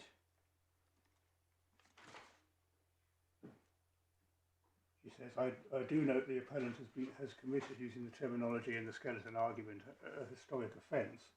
Appreciate that it's been recommended for parole, just as a very low risk of reoffending in the future. I accept that there is no evidence of any pro-criminal attitudes or the appellant associates with people involved in criminal activities. I do also take note of the extensive evidence of rehabilitation in the appellant's bundle. And then she says, relying on my findings, I find there are no very compelling circumstances in this case. So, going back to the discussion we've had before, but where's the Akinyemi style analysis gone? We have found, she has made the observation, I mean, there's something they disputed the skeleton about whether it's a finding, but she's made the observation she has made about the risk of future offending in 28. She has said in paragraph 29, relying on my findings, I find there are no very compelling circumstances in this case. No reference there. Reference to British citizenship, but there's no reference to length of residence. The fact that the offences were committed when he was a British citizen.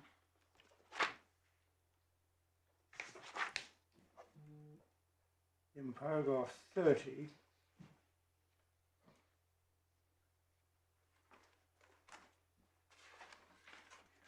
Well, I mean, again, this is she's very much overcomplicated things in a way.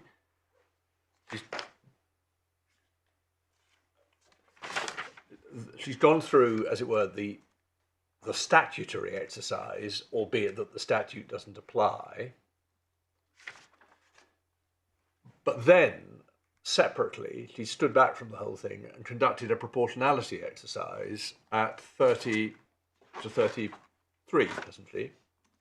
30 to 34, I would say, because it's a bit of 34. Yes, you're probably right. Yes, 30 to 34. I mean, and if she's got that right, none of the rest matters, really. Well, it matters if she wasn't right. My submission is not realistic to think that her analysis of step by step through the stages isn't colouring a proportionality at the end. All right, I sort of accept that, but we have to see whether it did. Yeah, but then we come. Crunch point at the end of the day is that She says that the last sentence of paragraph 30, given the nature of the offence, I expressly take account that deportation is conducive to the public good and in the public interest.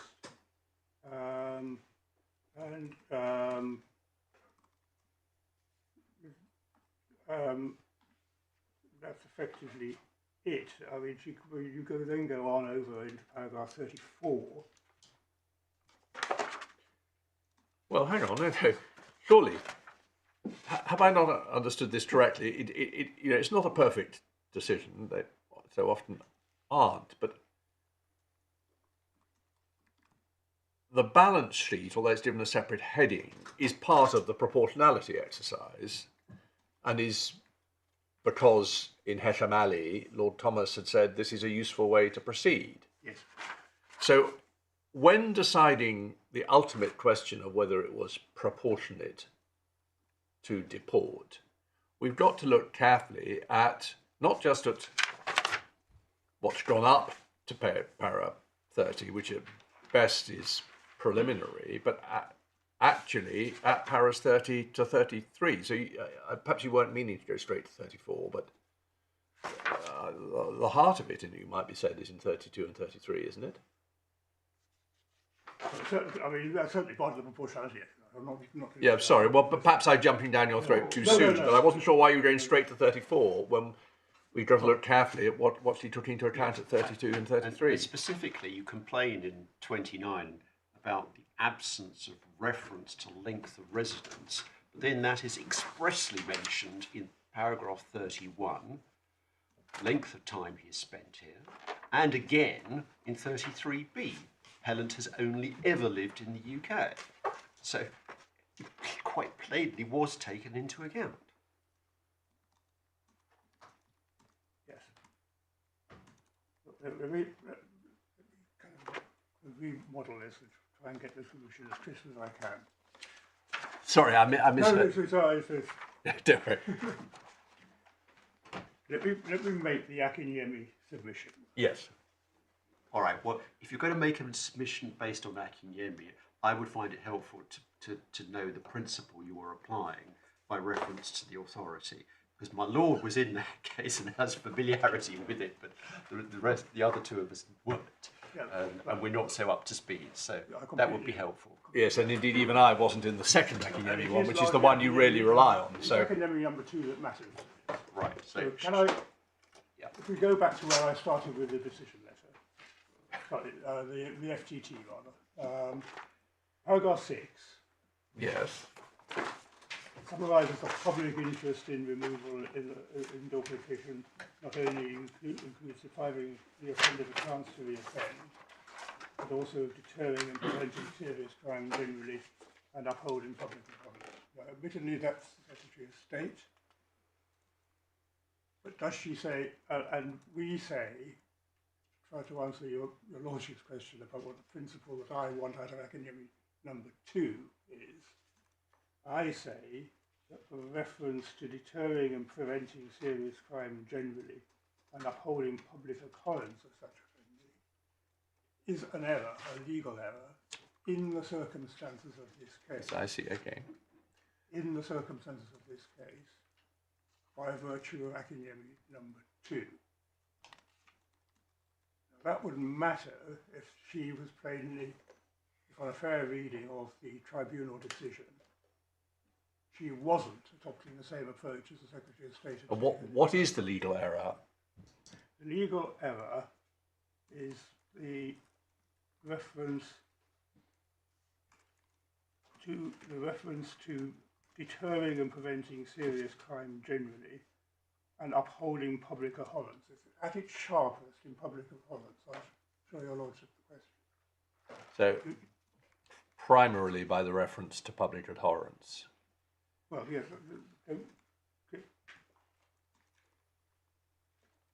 Okay. Well, now we know. General deterrence. It has to. The deterrence has to arise on the facts, the particular facts of the case.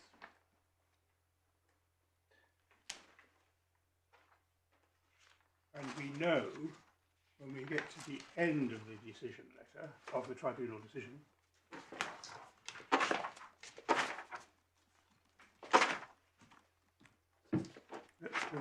her views about future offending are summarised in paragraph 28. So on the facts of the specific case, deportation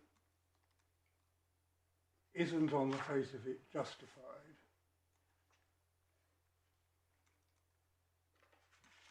Because he won't do it again. He won't do it again. So is this the submission? Well, I think we better get to Akinyemi sooner rather than later, but is this the submission that there's only a public interest in deportation where there is a risk of the criminal reoffending? If so, it's a surprising submission. No, you've got to nail it into Akinyemi and my style set of facts. I'll show you. Well, let's go to Akinyemi. Can I just All right. conclude? We then go to paragraph 30. If I can go to paragraph 30. Having made the observation that she has made a paragraph 28 about very low risk of offending in the future.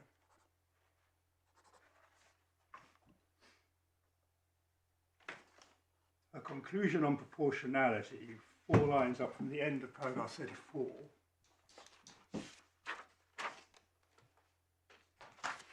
It says it is proportionate to the legitimate end sought to be achieved, namely the prevention of crime. It doesn't say anything more about the nature, how that end is being carried forward. Well, you can't have it both ways. You were saying that she's misdirected herself at para 6. Well, You say that was a mistake, that was, strictly speaking, the Secretary of State, but you thought that it was carried through into Yes. her reasoning. But at 34, you're saying she was referring only to the prevention of crime. no. Oh, sorry, I misunderstand. Yeah, no. The prevention of crime, what you know much better than I, is one of the Article 8, the specific Article 8. Oh, I see. My learned friend, Mr. Dunlop, makes a submission very close to what your Lordship is putting to me, which is that it doesn't matter what's said in paragraph 6, because she's obviously only talking about the prevention of crime, C34. Now, I do say that's a basic mistake.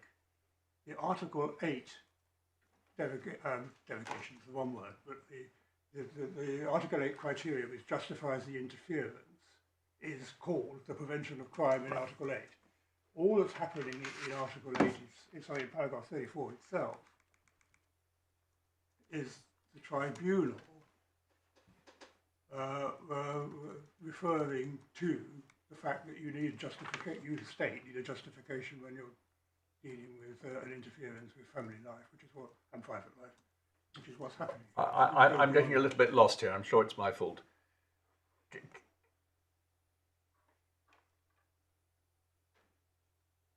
Well,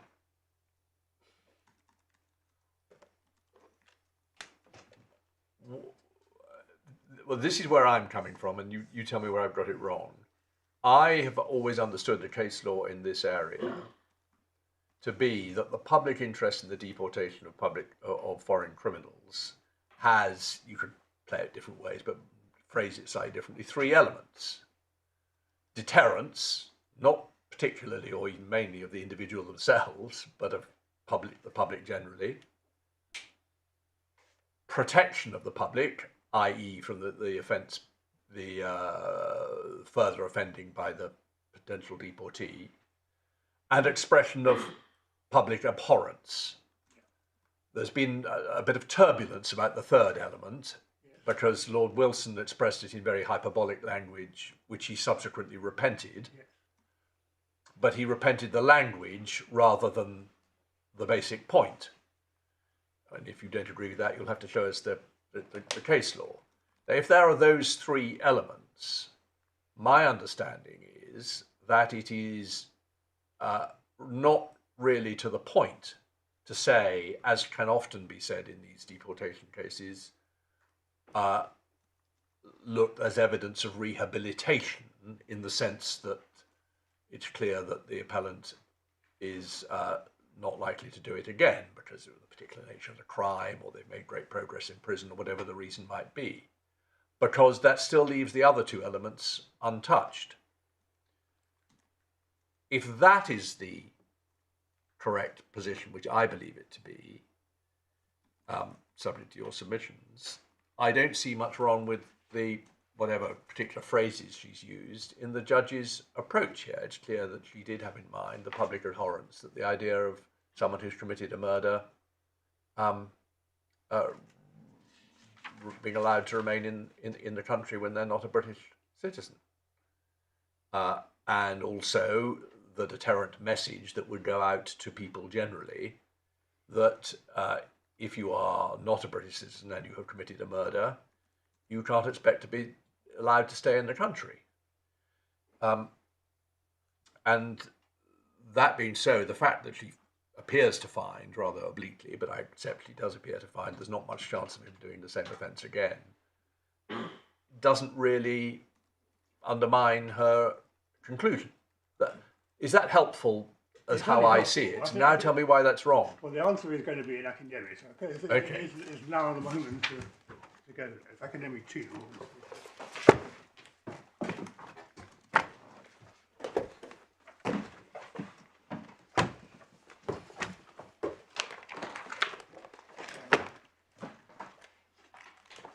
Tab 16. Tab 25. 25.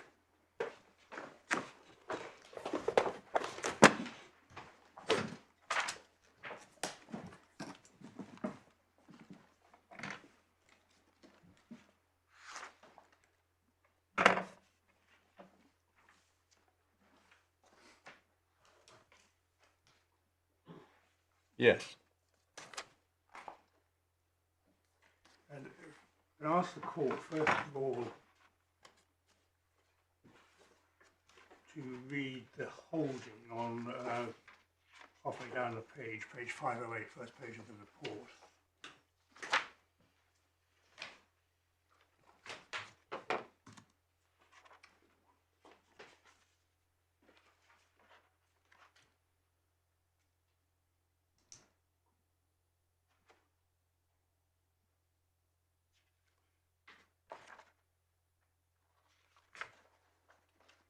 Yes.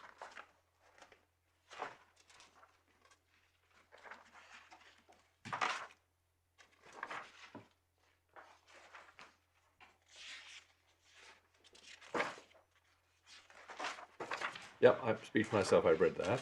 And then decision appealed, page 515.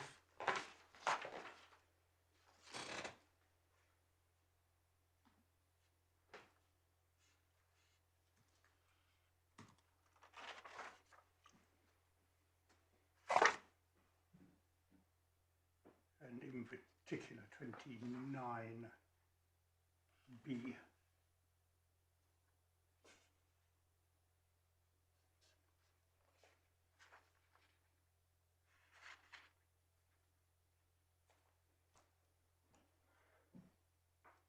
Mm-hmm.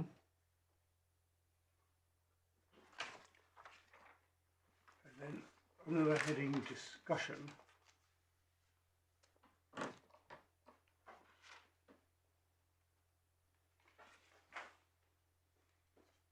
Lordship,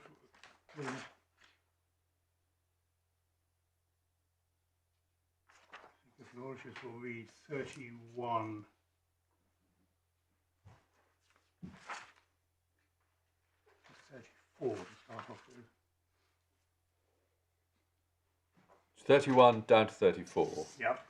Just remind me, I ought to have this case law at my fingertips. Hesham Ali is where Lord Wilson toned down his language.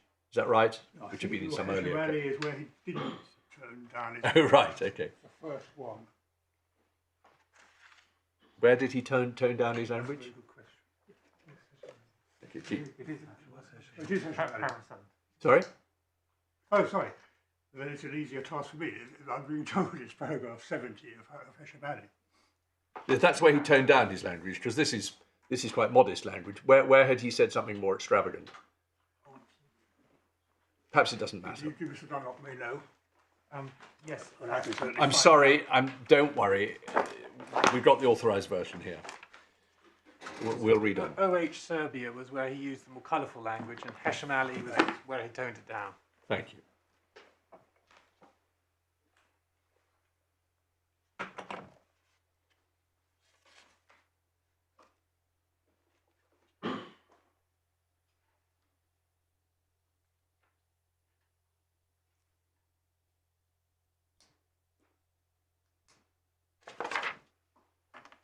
Yeah, I've read 31 to 34, 30 to 34, 31 to 34. then 39 to 40.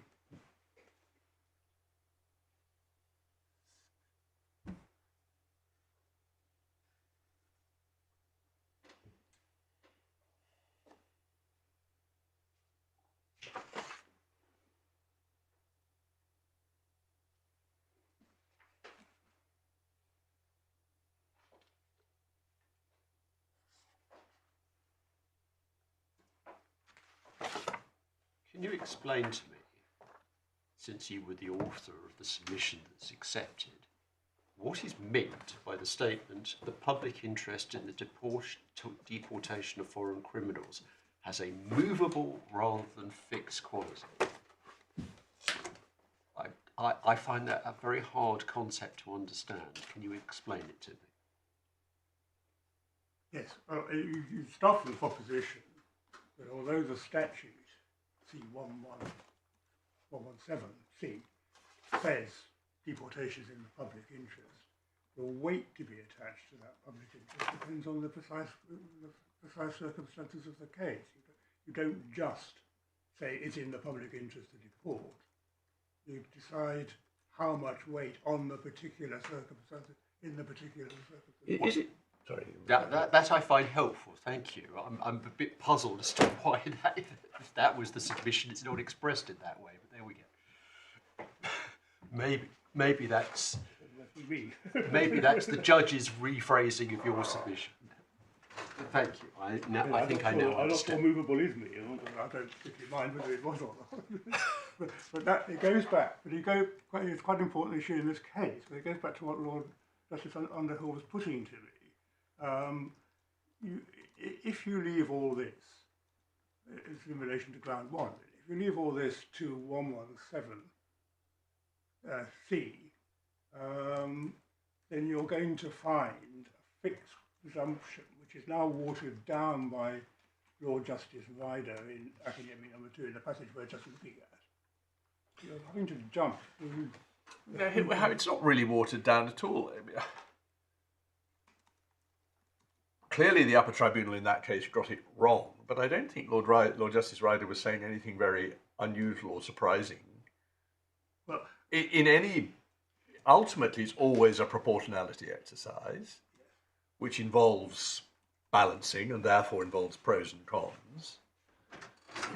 I don't think it's the least bit surprising to say that in some circumstances, such as where the person has lived here all their life and been a British citizen for most of the relevant time, that you could say that's a factor that diminishes the public interest in removing them, or you could say it goes in the opposite. You could say that the public interest in one pan of the balance is less, or you could say it's a factor weighing more heavily in the other pan. They're just two ways of deploying the metaphor, aren't they? well, Ultimately, it's... I think that's where I'd have wanted to be, had it not been for the tribunal decision in Academic number 2. I mean, I completely agree that none of this will be fixed, if that is the right word to use. It is a balancing exercise. Yeah. But do I understand your starting point is that the public interest in the deportation of foreign criminals is not unvarying in the sense that it doesn't apply equally to all persons who fit that label, regardless of circumstances. It is inherently one that would depend on the circumstances of the case. That's your submission. That's on this part of the case. We'll come to see what's said about deterrence and so on in a moment, which is the other limb of academic. Yeah, okay. Yes. And you get a sort of flavour of that from 117C2, is it? That says the more serious the offence, the greater the public interest. I mean, it's not regarded as a singular. No, I think I relied on that. I mean, but equally it means that that sort of approach, if it's carried through properly, may mean that even if it's a very serious offence, the particular circumstances may militate against there being a strong public interest in deportation. To use my Lord's analogy, which is one used in the case, I mean, it's a balancing scales, and the more serious the offence, the heavier that may weigh, and the more you may need to outweigh it from other circumstances. Yes, I don't think I would worse than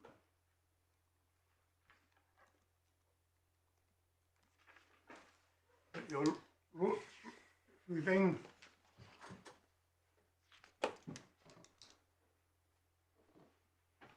you can see what went wrong in the tribunal in academic number 2, if the court will read 41 through to 43.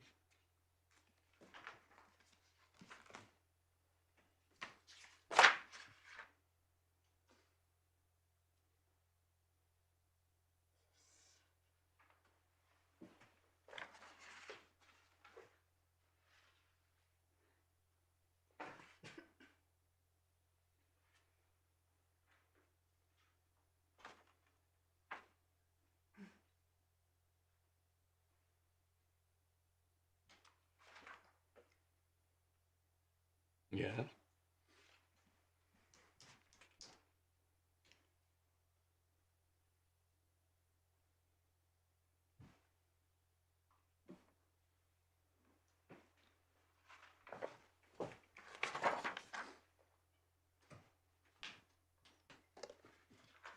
And but we get the same basic message kind of out of Lord Reed in paragraph citation from Lord Reed in 47. Yes, this is Heshamali again. That is Hishmali.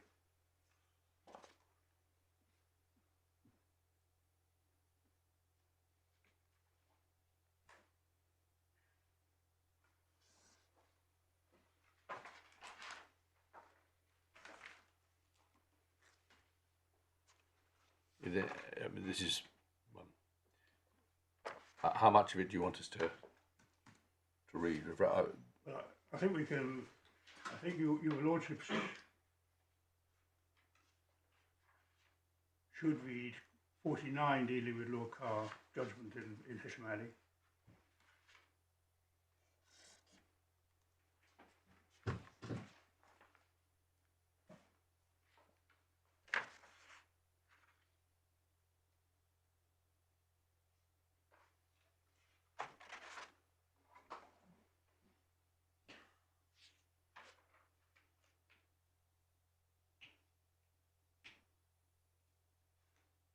And then we get to the deterrence and revulsion crunch point, as it were, when we get to paragraph 52.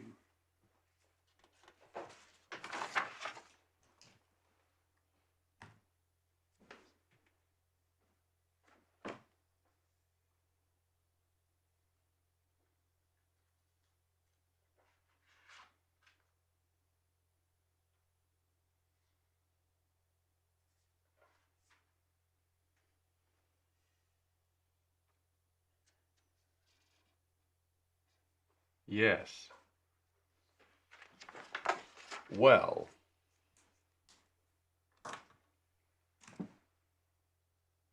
I'm not quite clear what it is that Lord Justice Ryder is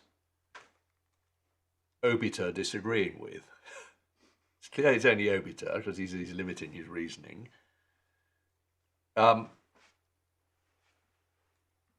Is he saying that societal revulsion, another phrase, but to the same effect as public abhorrence and all the rest of these words we've used, is irrelevant And is he saying that Lord Kerr said it was irrelevant and he was right to do so, and Lord Wilson was in the minority on that, or it wasn't in the majority? If so, I would take some convincing that was right. There's quite a lot of other authority, including some other for which I'm responsible, which continues to rely on the societal revulsion plus deterrence factors. But what are you saying? What proposition of law do you get out of this paragraph 52? Well, the proposition of law, I'm going to immediately anchor it to the facts of the case because that's an integral part of it. Yeah, well, no problem with that. Law is that the reference by Lord Wilson, societal revulsion, visible on the face of Hesham-Ali, does not carry over to the facts of this case, which include the last 3 or 4 lines of 52.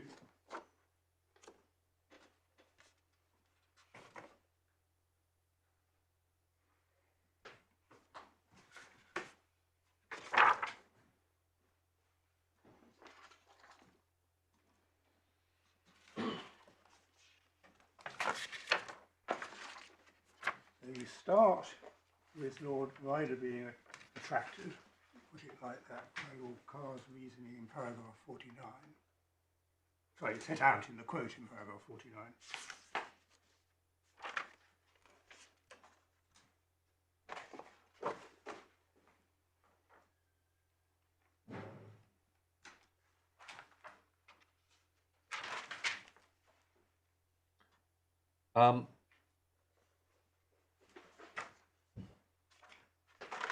Sorry, this may be unfair, maybe you're going to come to it anyway, but I think I should... I was trying to think of the case. I had in mind, if behind the next tab, case of HA Iraq, and if you go to page 569 in the bundle, and this was in a passage discussing the relevance of rehabilitation. And it starts with a quote from a decision of a judgment of Lord Justice Morbick in a case called Danso. Between A and B, Lord Justice Morbick says, it must be borne in mind, however, the protection of the public from harm by way of future offending is only one of the factors that makes it conducive to the public good to deport criminals. Other factors include the need to mark the public's revulsion at the offender's conduct and the need to deter others from acting in a similar way.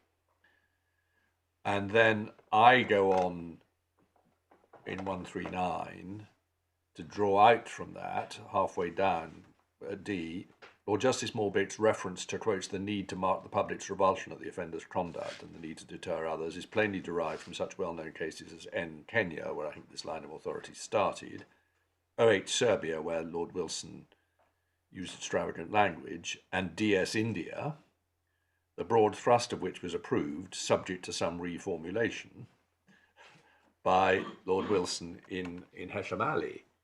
Now, is that not binding authority that those are relevant considerations in principle? And if, which I'm not sure with the fair reading, but if in Akinyemi number 2, Lord Justice Ryder said something different and thought he had found something different in Lord Kerr, he is, with respect, since it's obiter,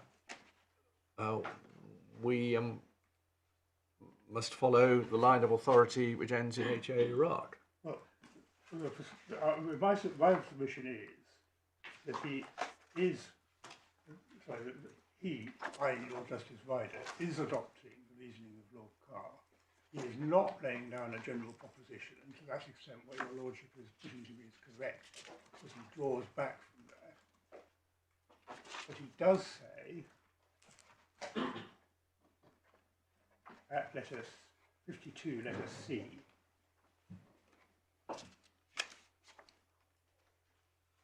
Lord Wilson's observation is made in a different context to the facts of this case. It's either inapplicable on the facts.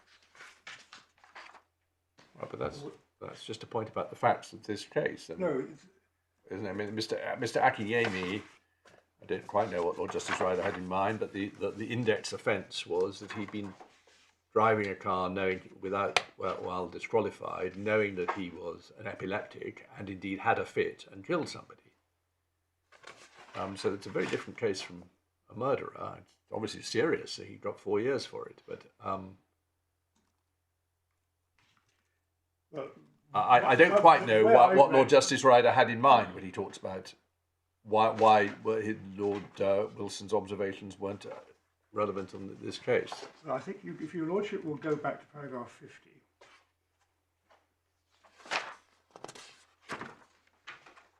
It feeds back in to what is the theme of both grounds 1 and all these other grounds. What precisely is the public interest? Yes. In removing somebody born in the UK, brackets, as a UK national, therefore UK national, in circumstances where he's unlikely to offend again. What is the public interest? That's what needs clearly identified. Yes, no, you're right to make that point. And that is what, in my respectful submission, Lord Justice Ryder is saying at the end of the day. It's not about whether it's a driving offence or murder. It's about how you play into the public interest equation the factor that of length of residence plus birth.